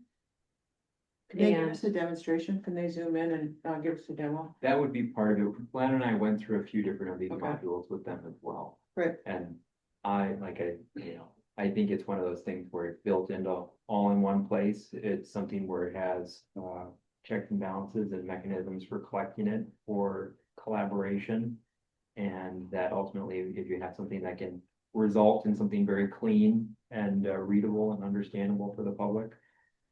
I think it's win-win-win, and for the most part, if it was option 2, that would be by the end result. I'm not saying start off with it, but I'm saying at the end result, I think everything that would be done currently would be covered by that service, so. So And if Ben, we if you're were- talking to all these various municipalities and villages, to find out how they like it and all that. Hopefully they'd be willing to share what their maybe 2, 3, 4, 5 years, whatever worth of the annual subscription costs. So we can see what kind of like, wow, look at after the 3rd year, everybody is Yeah, I through mean, the roof.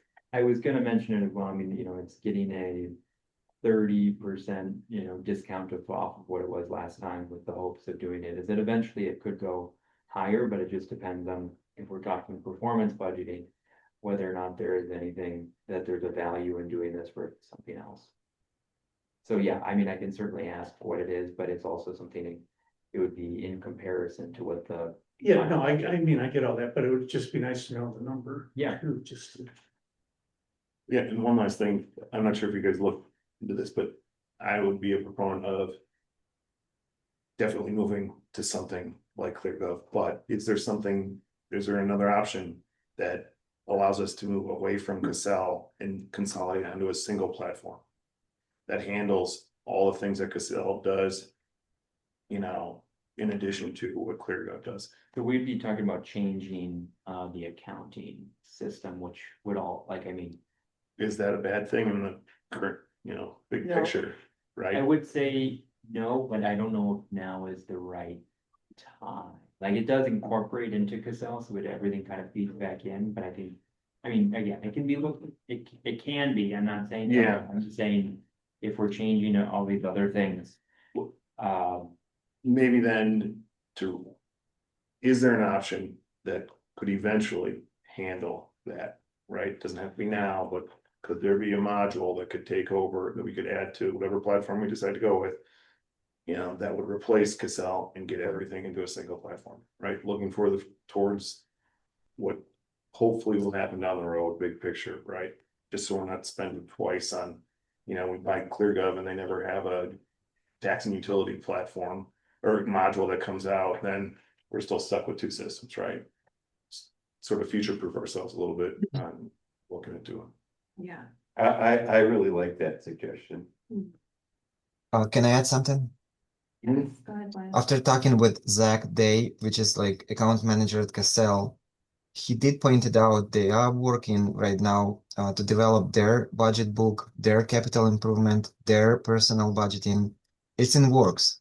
And I also mentioned that Village of Sister Bay is willing to be their like lab for work, so they can work with us and we can help them develop the products. That's not necessarily a bad thing at all, because Yeah, so he liked it. He's like, I'm pretty much the first one who offered that. Yeah, I mean, and if you like what Cassell has to offer, or what they're doing for us now, in the capacity of what they're, So handling for us, then I think that's something we could look I into. think that is a little bit of a personal preference in terms of, I Yeah. think Cassell is good, it meets the purpose. Mhm. Is there other things that are better? Yes. I mean, in terms of the budgeting, like, I think it's gonna do just fine. I don't think I don't know if it'd be the best option, Mm. but again, you're getting what you pay for. Absolutely. If, just to go back to Andy's point though, and Andy, help me here, because you are the expert here. The vision he laid out there, the reason it was appealing is because the way I heard it is you eliminate a lot of systems handoffs if you have a pathway where you can have one fully integrated system as opposed to the handoffs between Cassell and whatever new system we acquire. But you made clear that that might be too much for us to try and transition in a short period of time. I get it. So what I heard him asking for is at least maybe we look at an alternative that would allow us to do that long term, even if we were using Cassell handoffs in the initial phase. But what I'd also say is that Cassell is integrating into ClearGov. So the data from it is coming The in. data, it's connected, they're connected environments, but then whenever there is a revision change, an update, there's updates that have to be done to both of those packages, correct? Yeah, I mean, we pay for Cassell and we pay for that, but they do play together. I'm with you, but Yeah, I mean, the way I'm hearing Andy say it is that you could eliminate that handoff process Right. and maybe some of the update activity required down the road if it all was flowing through one integrated application. yeah, and I think in terms of so the ClearGov, I hear what you're saying, I'm just kind of explaining the reasoning, is that the ClearGov is kind of the moderate of the price, the Cassell's on the probably lower end of the accounting system paying for it. We could get something that is like all in one, yes, eventually. But it would be a transition, and it also would probably be a lot more in terms of what we're talking about. For payment for what we're currently doing for our accounting system. Depends whether or not there's a cost benefit, like, Cassell does just fine for accounting. I think in terms of some of the different applications, it's a work in progress or it has limited capacity. It's more economic. it can be all one for this specific one, but it does integrate and it does have individuals that know their best things that they do. I don't know if Excel necessarily is the best one for the budgeting, but that might just be, that's just my personal opinion, but. So when you reach out to the other communities, could you ask them how long they've used ClearGov, and if they transitioned from Cassell to Cottage Grove or so to ClearGov? That would be They interesting. probably didn't, but, You don't think they did? no, they most likely used it different, like. Cassell is mostly for like municipalities of our size, or like. And none of workforce. these are our size? Not a lot of them, like, I mean, the budget is our size, but in terms of, like, there's probably some of the, Village of Greenville might be. I'm just comparable. curious, because it would be interesting to talk to someone that went from Cassell to this, to understand what they thought of how was it transitioned, certainly, because that'll be a bit of a thing, Yeah, but also their interpretation of ease of use and all that other stuff. yeah, I can ask a few of those questions for it. I'll be interested what I find. Yeah, sure, okay. So I guess our consensus is kind of, this is a great idea, we're leaning towards one, we would still be open to other options. Let's touch base with some other communities and see what their thoughts are. If ClearGov would like to give a presentation, that's great. I think we're on the right track and we'll have more at the next meeting. Does that sound fair? Yes, and just ideally, what would happen as part of this is that if this did move forward, this would be an authorized expense for implementation within 26 and utilized in 27. So we essentially integrate the data that we utilize for our spreadsheet version that we have to do in 26, have that be as part of the data in 27. And then we use that, and if the data integrates in between what we're actually spending, and we use that for making the budget in 27. I get that. The other thing we should find out is if that's the process, we want to delay the startup of a service contract or the maintenance contract or whatever they're calling their annuity Until 20. until after we're fully implemented in a later year. Yeah, I mean, we can also start in winter as well. It's more of like their work for it on that side of things, but yeah, either way, it's completely fine. But in any case, it's just making sure that we have it started in 27.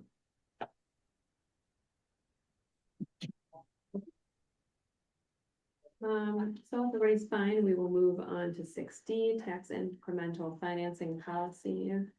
Starts on page 28. All right, so this is an ongoing discussion here regarding the tax incremental financing policy.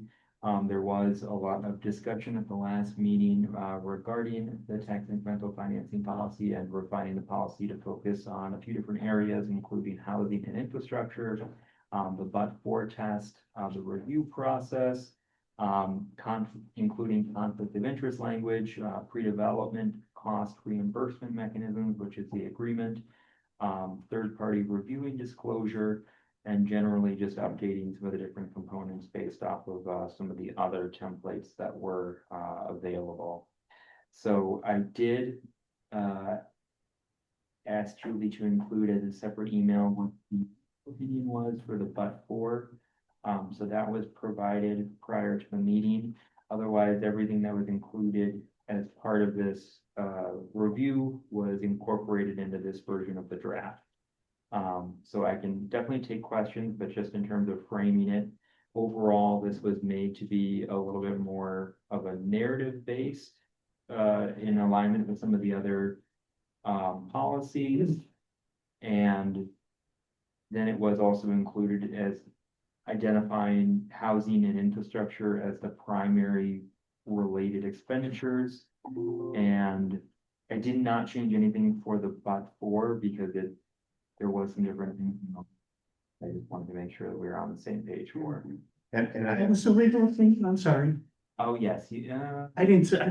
I didn't see. There's an attachment to the meeting invitation. from May Randy. 7th, it was probably right before committee, right after maybe, It came with the meeting With- invite, yeah, with the packet, the original but packet. it's an attachment to the email. I can forward it to you. It is, I missed it. it was on, I bet Terry didn't get it either. May 13th at 7:23 AM, unless my computer clock is wrong. Terry, what's your email? Oh, I don't know if I can, it's not gonna let me send this, it must be. May projected. 17th, you said? I can May email it, 13th. I've got it. 7th, oh, I didn't go back that No, far. the 13th. 13th, Email was on the 13th. Mhm. I got 11th. Carrie, what is your email? address? I'll just send it to you. For this one here, Mhm. it's Terry.Kelly. Yeah, I gotta look it up. And, Oh, I have it. okay, Say it probably in that one. I just sent it to you. I- A minute. yeah, So I just read this is pretty much what it would be, isn't it, Beth? I mean, generally, I think in terms, it still is not, it can be vague, right, in terms of what we could apply to it. And essentially, that's kind of the point. And then generally, when talking about it, there is some different language that's within the standard project plan that was approved by the joint review board. But essentially, as part of the opinion, it also states that it might be a good idea to have some input from the joint review board. If we're gonna be further restricting their requirements. Is this, I mean, are we okay to read directly off of this? out Yeah. loud? Okay. So it's saying that the applicant must demonstrate that the project is not financially feasible without village participation. Documentation submitted by the applicant may include a developer pro forma showing inadequate returns without assistance, verification of financing gaps by the village or third party, evidence of extraordinary site infrastructure, environmental or utility costs. So essentially, that's just kind of reframing what was already. What the buffer test is, Yeah. yep, and. Yeah, okay. Okay. But that's kind of what we're saying. Basically, Well, there's another interesting line here. It says, from past experience in presentation of projects to the joint review board, it's a tough sell. Yep. So they have taken the but-for requirement very seriously and they have leaned toward refusing project financing that excludes them in the benefits for decades. So I mean, this is kind of, well, what I will say as well is that, the joint review board, it's their responsibility to. Approve any amendments, whether or not it's project-related amendments within the project plan. Or any territory amendments, and then also to do the annual joint review board meeting where we go over the actual report itself. That's really the scope of what the joint report is, in terms of what actually they approve. The project plan is pretty broad in terms of what it can and cannot allow. And then it also, the cost estimates are also, somewhat cost as well. If there's a project category that's included, which in the most part is pretty broad, it's allowable. Well, and I think, so the joint review board. And tell me if I'm wrong, is. Whatever taxing facilities are in the area that would benefit from taxes in that TIF. So you get your tax bill and you have the school and you have the county, and you have the whatever, the village. And then So, yeah, so the joint review board is made up of a representative from each of those categories. Mhm. So, and if you are doing a project development. And you're saying, okay, we expect to have this project done in 3 years, and it will start generating tax revenue in 3 years. That would be something that wouldn't take decades for all of these things to start benefiting from that, right? Well, if it's in the TID, they If will, it's in the time of the TID, if it's in the time of the TID, only the TID benefits. until, Until the end of the until the end of the the end of the life of the TID. okay. And then all taxing jurisdictions then benefit from the increase. So the But life it's of the frozen. TID is- Yeah, there's a base value that's capped. that's frozen until the life of the, until the expiration, I guess. So it's So terminated. if the TID gets extended and it's for another 15 years, I don't know what a typical thing is. the joint reviewers might be like, hey, we're not gonna make any money on this for another 15 years. That's the downside of TIF financing is the various taxing bodies within that TIF district Yeah. are frozen. While they could be theoretically providing more services. 55 houses would produce X number of kids going to schools. That's a great example. I would think about it a different way. I would think about it as that there's economic stagnation and that without taking any action, that they would still have the same tax rate in 20 years. Whereas if we take if we're working as TIF as a tool and we're then investing in what the tax rate would be in the long term, that they then would have that increased tax rate that potentially doubled or tripled over the next 50-year period. So the point of having a TIF or a TID or whatever it is at all is saying, okay, everybody hold on, we're gonna try to pump as much growth into this area as possible to generate more tax revenue by the time the TID expires. So you guys all have to wait. In Well, theory, in a we blighted invest. area too, I Well, mean, that's- that's always the purpose, Blight is at the top of the list. yeah, For- so I mean, Well, there's a very. That's very statutory- subjective. And is Blight a rundown industrial district, or is it, in our case, just open there's a land, nice piece of open land It's that, right? this guy put- Statutorily, it'd be like a But- pickle factory that closed. next week somebody else could. Pickle factory. That's, legitimately, when I think about blight, is that it'd be, yeah, an old pickle factory that's lying there with broken windows. I mean, that was. Gravel like- that's all around. I, in Oconto, there was a pickle factory right there. Well, like pickles for a long time, you guys, and everybody's mom or grandma worked there. Yeah. It's great. Okay, so should we just go through and see if anybody has any revisions or questions at all on what's in the packet right now? Just because I'm looking at it right now, page 34, it says not less than 15%, but less 25%, just a I did minor these thing, also. but I'm just looking at it, so we're just. Okay, so on Yeah. page 34, number V, 59V, Oh, minimum developer equity, not less than 15%, yeah, in parentheses, that's Okay, 25%. Want to put up some. Yeah. Did anybody have any revisions above that page?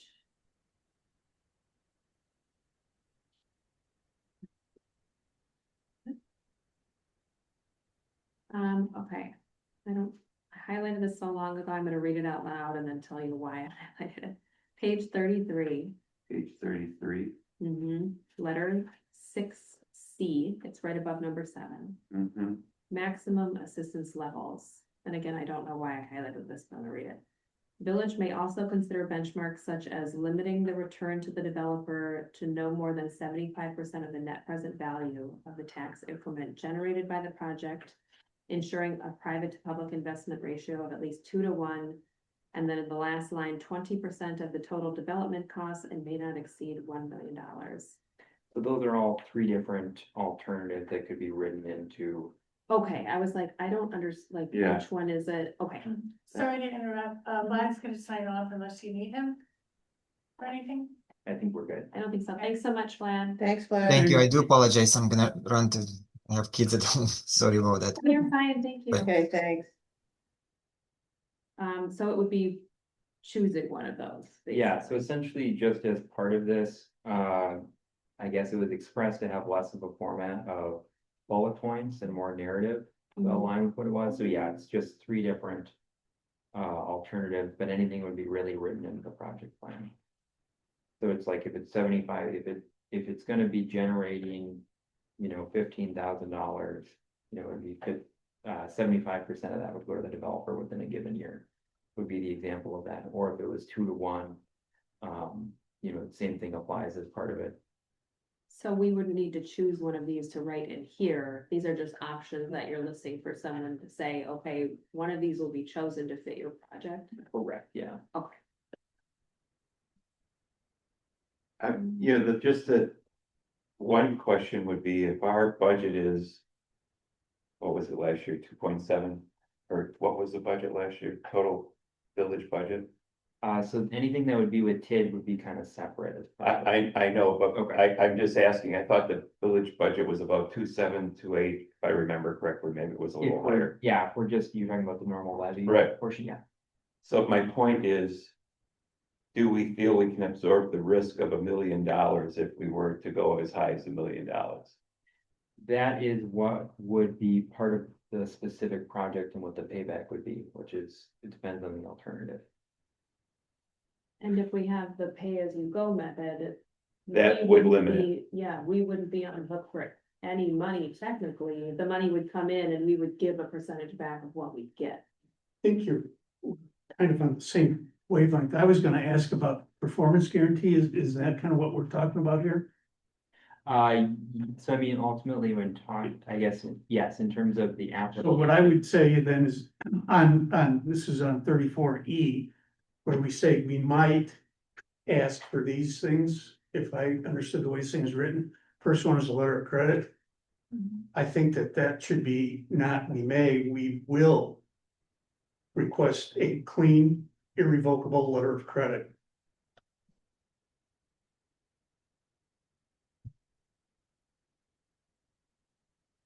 That would give us the security Yeah.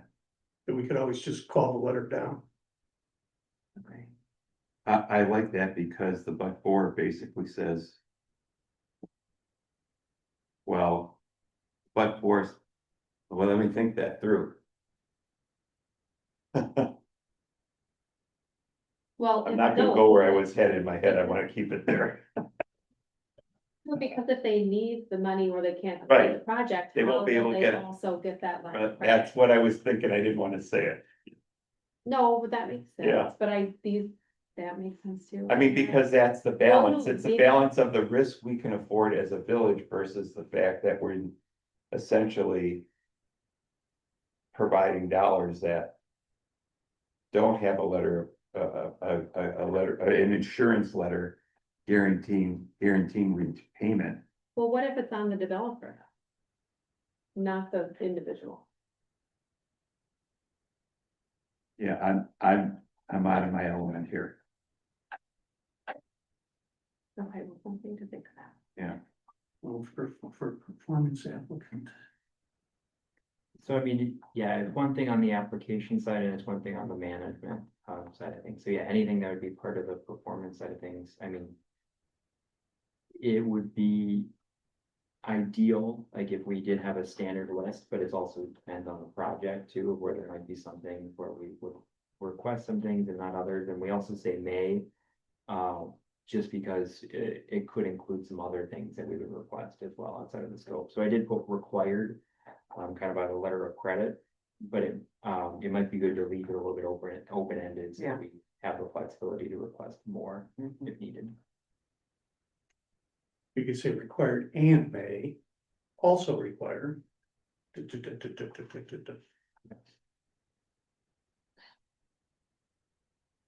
So I also, I'm jumping down here now. One of the things that stood out, it's way down on page 38. On bullet point 2.1. And For it's, the, so section cost 2, reimbursement. guarantee of payment, 2.1 initial deposit. Developer shall guarantee reimbursement of the administrative costs by depositing with the village clerk. So this is part of the application, I think, This was to what be was, able to, yeah. is that right? Yeah, so essentially as part of it, it was asked to incorporate the cost reimbursement agreement as part of the process.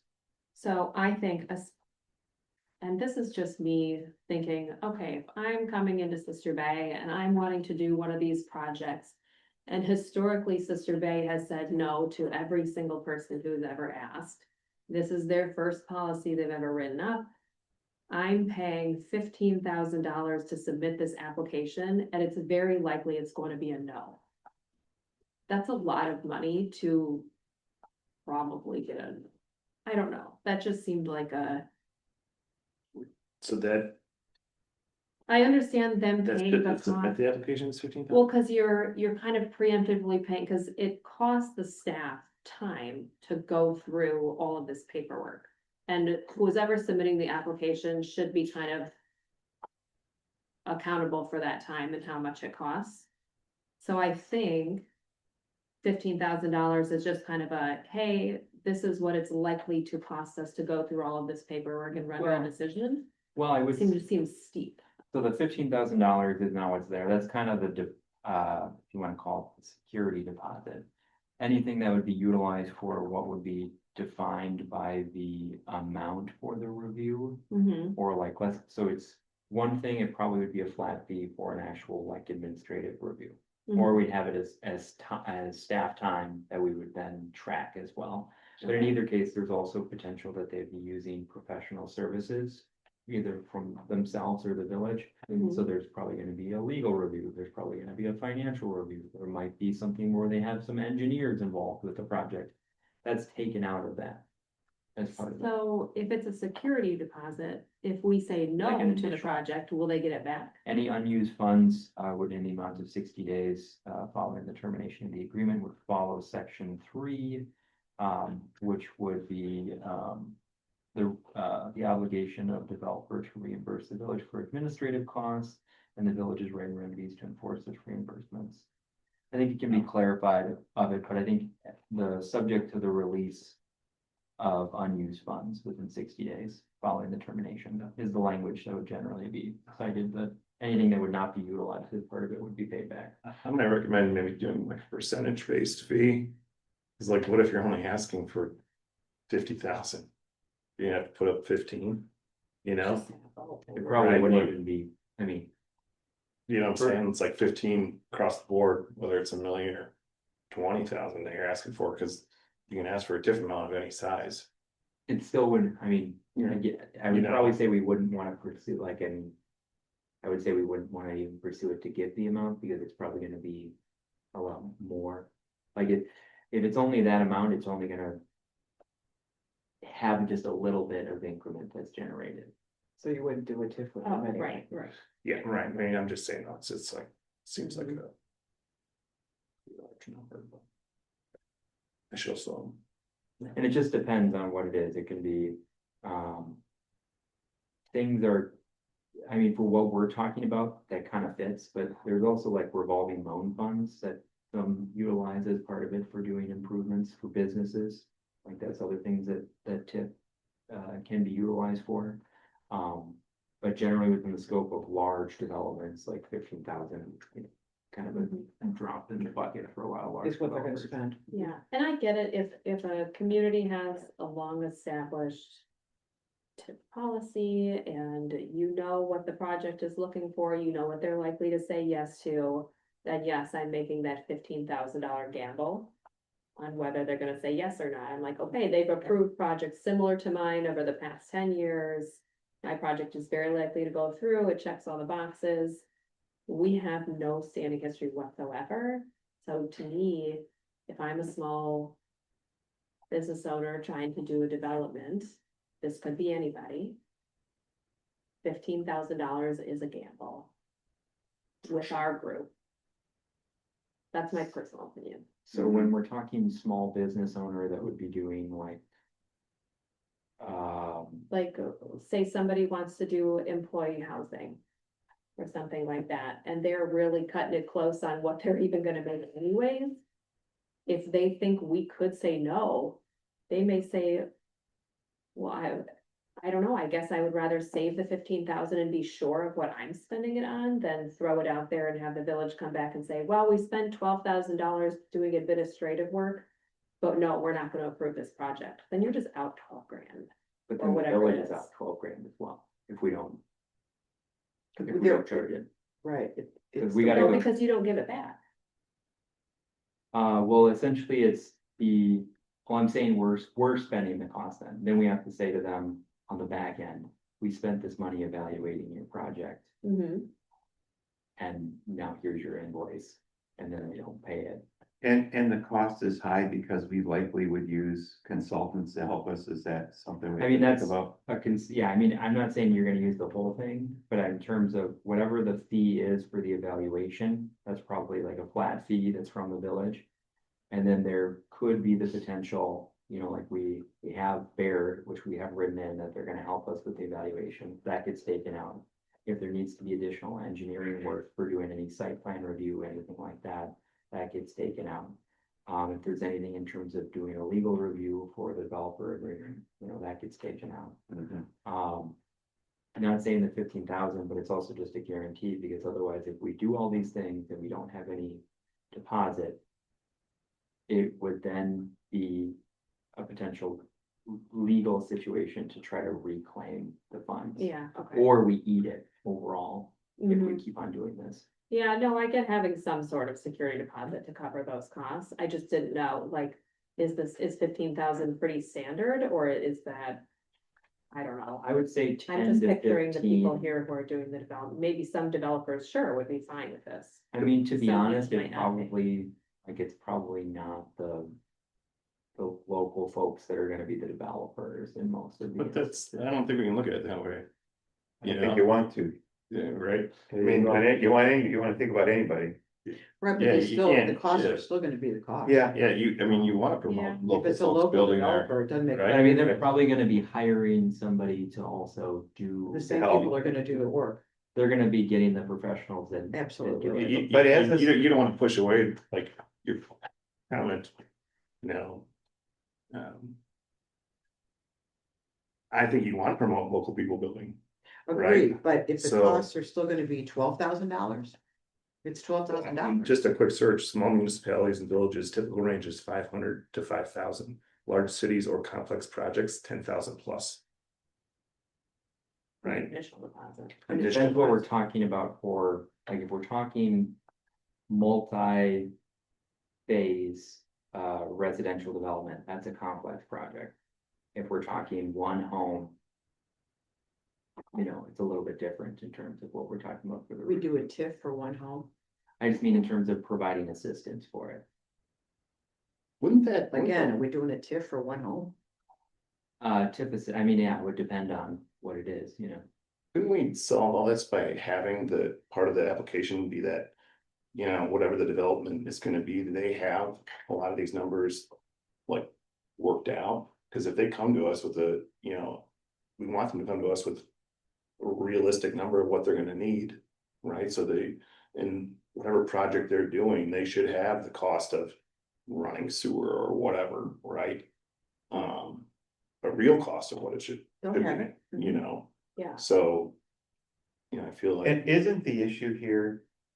If the project doesn't get approved, right, that's the issue, because if it gets approved, we have the cost, it becomes part of the incentive that has to be. Paid back at some point in time, so therefore it doesn't matter, the issue is really that if you spend the $15,000. And you don't get your project approved, you're responsible for the cost, or shouldn't we think of it It's that what's way? it cost to get to the point where you can decide whether or not you're gonna do the project, is it 10 grand, is it 500, it's more than 500. So is it 10, is it 12, I don't know. Yeah, I mean, overall, it's probably gonna be, like a few, I wouldn't say a few thousand, but like it'd be probably like $1,000 for an application fee, right? We're talking about putting it in and getting it through. And then whatever keeps on accumulating for the professional services that are necessary to determine whether or not the Right, project depends on is the site. feasible and get there. You know, it just eats into it, and then anything that would not be utilized would be, you know, returned. you know, as we talk through this.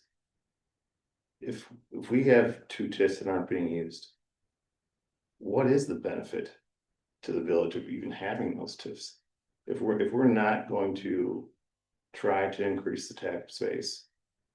In those areas, like what is the actual, is there a benefit? like why were they? set Yeah, up? why were they set up, right? Why do we continue to have them? You know, cause we're gonna extend one, but if we're not gonna use it and it's just gonna freeze the tax base that's there. Yeah, I don't know. So overall, like when we're talking about it, yeah, it should be the intention of TID is not to accumulate money for accumulating money's sake, is that at the end of the TID, it should be a balance of zero, ideally, because money has been spent to try to do economic development that overall makes it possible to increase the tax base. And so by doing projects, either directly or indirectly, that increase the tax base, like by improving roads that can then create additional housing or putting in extra utilities to do that. Like it's an indirect benefit that would hopefully increase. Right, yeah, I get There that, needs to I'm be a just talking about, justification. but in our case, right, it's like, Well, isn't Baird, we just agreed to have Baird to review the TIDs, right? Yeah, they're doing some TID overview services, so Yeah, they're they're gonna- filing They'll come everything. back to us with Yeah. that. On that $15,000 deposit. Based on what everybody's saying, could you amend that to say something to the effect that it's $1,000 application fee for all submissions and 10,000 for any I mean, we could just say. additional review by, what I'm saying, like So the point of the initial deposit, like it can be changed for the number, we can say 10,000 Yeah. flat fee. But it's still just the point of, yeah, if it's $10,000, and that still is with the understanding that. what I'm saying is that like if it was a small project, they would wanna, you could just say it's $1,000 to get to submit the application. But if the village have to hire all these people to review this, there's a cost for that. But if it's a simple thing, we don't have, your $1,000, you're not gonna it's not gonna cost you more. Of course, that would be after the I fact wouldn't- when they submit it though, right? 100% be able to say that without going through the process. Yeah, I was just gonna say, yeah, that's right.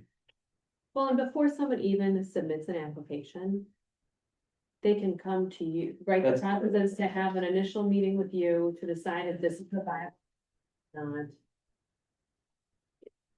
Yep.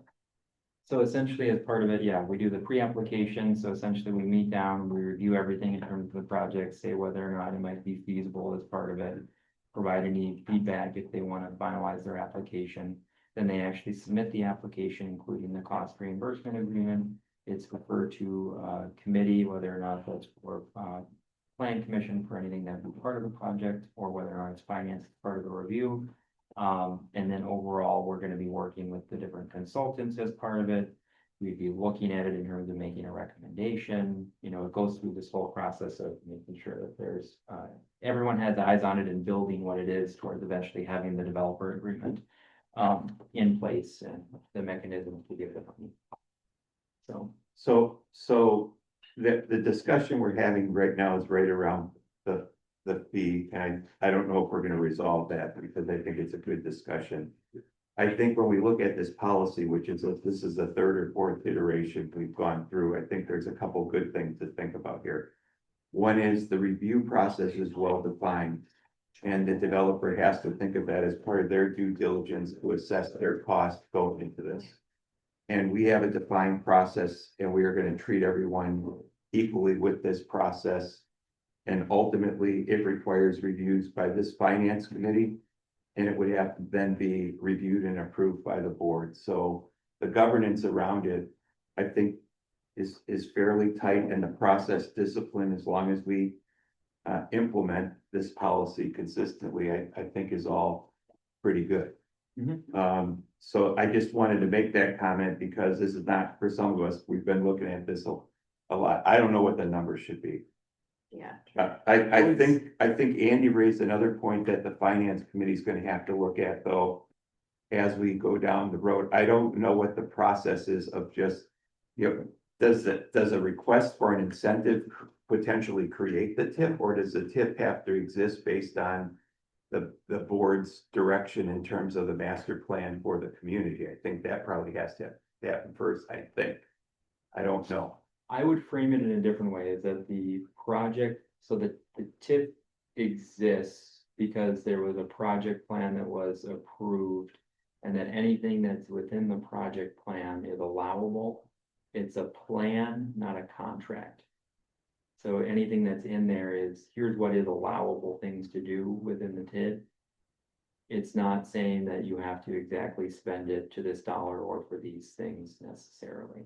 I guess the reason I'm making that comment is because the more research many of us have done around tips in our state for sure, in villages our size, is there's not a clear answer that this is a good thing or not. I mean, there's research that indicates this is causing more school referendums because we're starving school districts a little bit. There's a lot of other consequences here Yeah. that more years have passed, more data is becoming available.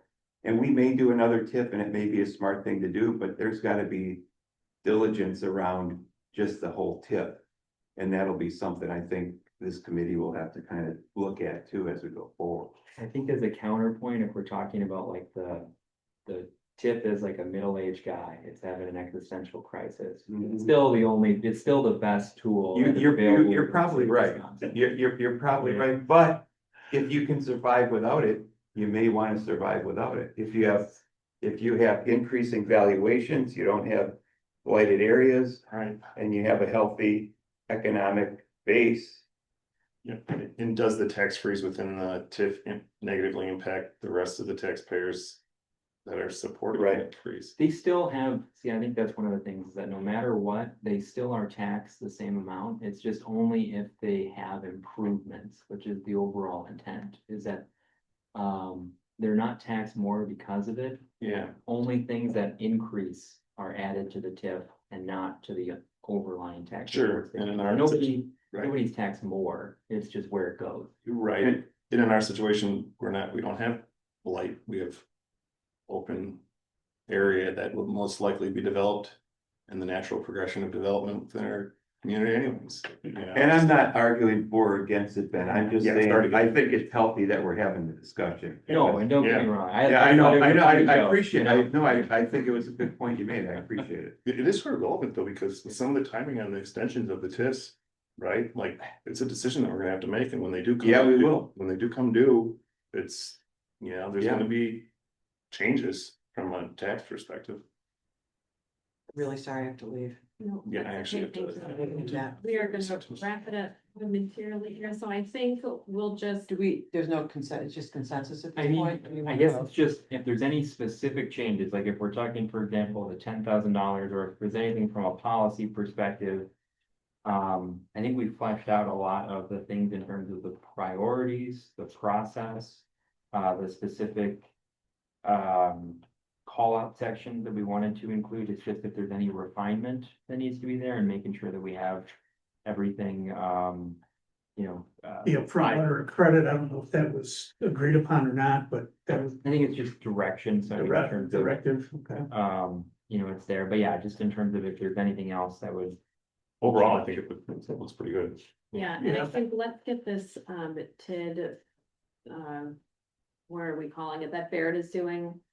Let's take a They're gonna look be at there most likely next month. Okay, I so I would think say, we I were, think listening, sorry to interrupt you, I think listening to their presentation on the TIDs and the purpose of them and the historical reason they were started and all the things. I think that will also help us. Yeah. Make some decisions on this. for this one, it'd be for finance, but I honestly wanted to set the date and confirm that we were good prior to giving them a specific date. And invite board members to it. Yes. Right. Yeah, I think that's gonna be great. okay. So we also have 6E, request for additional funding for Green I Tier gotta Bay. stay, huh? Green Tier I project. can express it. Okay. I actually don't have that in this packet, maybe I have all. It was, an inclusion. Okay, thanks. That's the next one. Thanks, because I Marty. wrote- Thanks, sorry, you I guys. threw this It's ending. okay. To beat Have a good night. Sturgeon, yeah, oh, I'm sorry. So as part of this, the Green Tier Committee has been in discussion regarding a few different projects. Currently, they've done, the tree giveaway, the big plant tree giveaway. And that they've also been working on some different bag projects, but essentially, because of the intent to cut the budget last year to the point where it would be below, be at the tax rate that we were hoping to get that.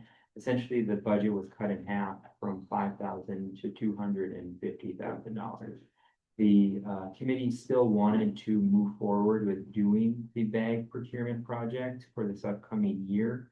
And that they were requesting the use of unreserved funds in the amount of $3,500 to be allocated so that that project could be completed in 2026. There's been a whole host of projects that have kind of been on the back burner that haven't been accomplished by the Green Tier Committee yet, and they just want to get this one wrapped up now. On the bag, they're talking about a reusable bag, With not the little gray bags you get at a Walmart they're talking about a cloth bag, if I understand it correctly, right? it's a So reuse. they want $3,000 for that, right? So it just goes over the budget of what it is. I'm trying to see here, because yeah, So they want $3,000. so there's a few different projects. If you look at it holistically, it's that there was not the intention of doing the composting buckets, which is now the intention to move forward with that. And that there's only so much funds that are available, and then yes, there is some different, So what are they asking for the bags? for the bags, I mean, I think if we're just talking, it's around that amount. Yeah. I'd have to double check the minutes to see exactly, but essentially it's just meeting all the different priorities that are associated with what they want to do. Okay, I guess I thought they were looking for a specific dollar amount to do the cloth bags. Because it seemed to me, I guess I looked at it wrong, but it seemed, I went online and just for fun of it. Googled getting free cloth bags. And you can find them from places that are like $1 or less. So it's with like the logo and everything for the. Well, yeah, if they wanna be fancy, get the Yeah. logo for extra. But, I mean, you can get a plain bag for, I think it was 97 cents. A cloth bag from somewhere. So I don't quite understand why they would need money. It's a relatively small dollar amount, but I'm just kind of curious why they think they have to come before us and want more money when there'd be something like that that they could utilize and be within funds that they have. You know, it's one of those things. So I will say I'm the messenger, right? All right. So I am here to frame the issue appropriately. So there is a number of things that have been falling behind. They want to move forward on this specific project. It's something that does have the logo specifically to it, and they had intended to have it be of nice quality. Technically, in terms of our budgeting process, I can up to like $5,000 just issue this, that I could just do it. I don't really want to be the one to say yes or no on this. Whose logo? The green. Green tree. Beer logo? And just so I understand, and this is in an effort to give away these bags so people use plastic bags less? I mean, Yeah, what's the, Yeah. that's the just the objective? green initiatives as part of it to do the Okay. bags. When I go to Aldi, I just pay them the quarter. They reuse the bag. My wife has a stack of Yeah. bag card, Pretty good bags. cloth bags, that is. Oh, yeah, the Aldi ones are plastic. That's the problem too. They're. I mean, I'm not adverse to giving something towards it, but I guess I was misunderstanding the request. If I knew. On something like this, Terry, and I've said this before, why doesn't Green Tier work with local businesses, sell some advertising for the bag, have their Green Tier logo on it and have Wild Tomato or the Wolf Bowl or a couple other names on the bag and then There is just, something else where they do something similar for it. Yeah, I don't know if okay. they found it. okay.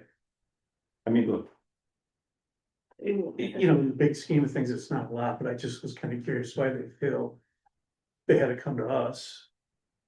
For relatively, Like I said, I could just do it technically with the policy, but I don't, really, you know. I don't I just want to care make sure which there's way. good governance associated with it as well. well, you disclosed it. That's good governance. Well, yes. Oh, so So they what- want up to $3,500 for the 2026 bag procurement project. And this is here, I didn't see this in it because I was going off of the packet from last week. So I didn't go on and read the Green Tier notes or anything.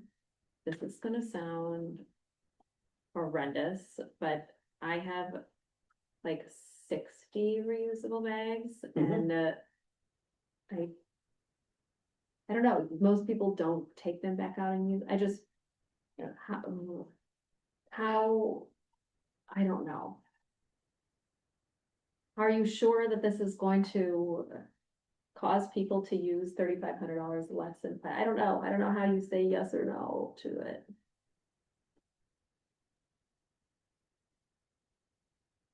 I I guess I would ask them, what does If it you were giving cost? away What are they, trees, more. they just trees- want this money, but they're not telling us how many, or what the cost, or what or they're. the benefit, Well, the benefit is still less. less plastic, okay. But, Do you know where they're giving them away or anything? Is it like at an event that already happens that tends to use plastic bags and they're hoping to replace those everywhere so that everybody at the event doesn't use plastic, they use a tote instead? That would make more sense to me. Like something that's happening that's clearly not good for the environment. That we would go through and replace all these things at this thing. To be fair to the Green Committee, some of the work we've done with parks, when these things would come to us, they would come to the committee and make their case, and they have their notes here, I get it, but if somebody from the Green Tier came in, explained, hey, I this is. think Louise would have been a really good one if she didn't have to go. 'Cause she's the Okay, chair. maybe that's where we messed up. Oh, Yeah. she is. Yeah, because. we should, yeah. Yeah, because she brings people in on parks to do that often. They have to make their case, take a couple of questions, and then, we decide. Would it be possible to defer this, or are they looking for their money quick? I think just overall, long term, like, I mean, it will be, like, I think it will be fine. It's not, Could defer it to the Nobody- next meeting. Okay, here's our other resource, Julie. Do you sit in on the Green Tier meeting? Sarah does. No. Okay, I was like. That, an amazing opportunity. Remember it, it's recorded. That was very witty. I love that the Green Tier Committee gives out trees and all these things, I and do I think too. a lot of the ideas Yep. is very good, but this one is just, it's not hitting for me, and I just want somebody to explain it. I will Just say take that away. I second that. I will say I do know, overhearing discussions that their budget was cut in half from $5,000 to cut in half. Is that correct, Ben? Last year, or Yes, for this that's- year. Yeah. That was the initial framing, was that essentially there was quite a few areas, like most of the conferences, most of like anything that was kind of the tertiary stuff was cut in half. To Okay. try to get to the tax rate that was desirable. So what, it was 5 and now it's 2.5, Yeah, so what do we, what do So we they want to bring take it back up to it 5? 5. yeah, I mean, that could be part of the request as well. I mean, I'd be more okay with that. I don't know why it was cut. So if their budget I think was it's- 5, they really weren't even coming to ask for the. So they want it to be 6. Yeah, so that's an interesting point. Yeah, if they would have had the budget that they had earlier, this would have been important to us. Right. well, and that's part of it, I think, for a lot of the committees. So we're doing some strategic planning work next week. And by that, I mean just making sure that like all the priorities are there of what it is. And so like, there's not just, things don't go nowhere. That Right. things are gonna be prioritized, and that ultimately, when looking at it for the budget, you can say, here's how many bags you get, here's what you're gonna be looking at for the budget. Can we just give them can we give them 2,500 it was 5, cut to 2,500? We'll give you 2,500 towards the bags, that hits your budget from last year. That's it. Sure. I would, I would be fine with that. I would be Back- too. Back to their original budget number. Yeah. Yeah, I think that, Do we have to make a motion on that? Recommend to the board to approve increasing the spend level of the Green Tier back to their traditional budget of 5,000? or just say, we'll give you 2, or just say that we authorize 2,500 for their I bag. would just say, like I said, it's one of those things where I could just do it, I just wanna get the blessing from committee that would review the budget for finances, so if you're authorizing the village administrator to issue the unreserved funds for the purpose listed. I'm okay with that. Yeah. So it's just a directive? Yeah. Are you Okay. okay with that, Bridget? Yeah, I thought that's. fine. Andy? Yep. So we have consensus. Mhm. I don't know who cut it in half in the first place. Or why. I can tell you, we're going through a list. I'm just cutting numbers. Well, fine. I Okay, think it was just legitimately like half Yeah. Yeah. For some of these things, like the conference ones. Hard to run. In any Okay. case, yeah, I think Cool. we're. Okay. all Okay, good. so matters to be placed on a future agenda referred to committee official or employee. Um, Can I suggest one? mhm. I really want to see the final audited financials for 2025. And I think it sounds like those were how they did. Okay. Glad was downloading them and I, keep on there. last year they showed up in like April and now we're in May this year. That's the reason I'm a little itchy. Am I wrong about that? In the June meeting, there was an update on the 2024 year end to Okay. actual to budget, so that was in June. So if we do it in June, we're doing it at the same time this year as we did last year. Okay, I stand I'm corrected. not trying to reinvent the wheel here, people. No, thank you, I appreciate would that. say for the most part, it's around the same time for most firms.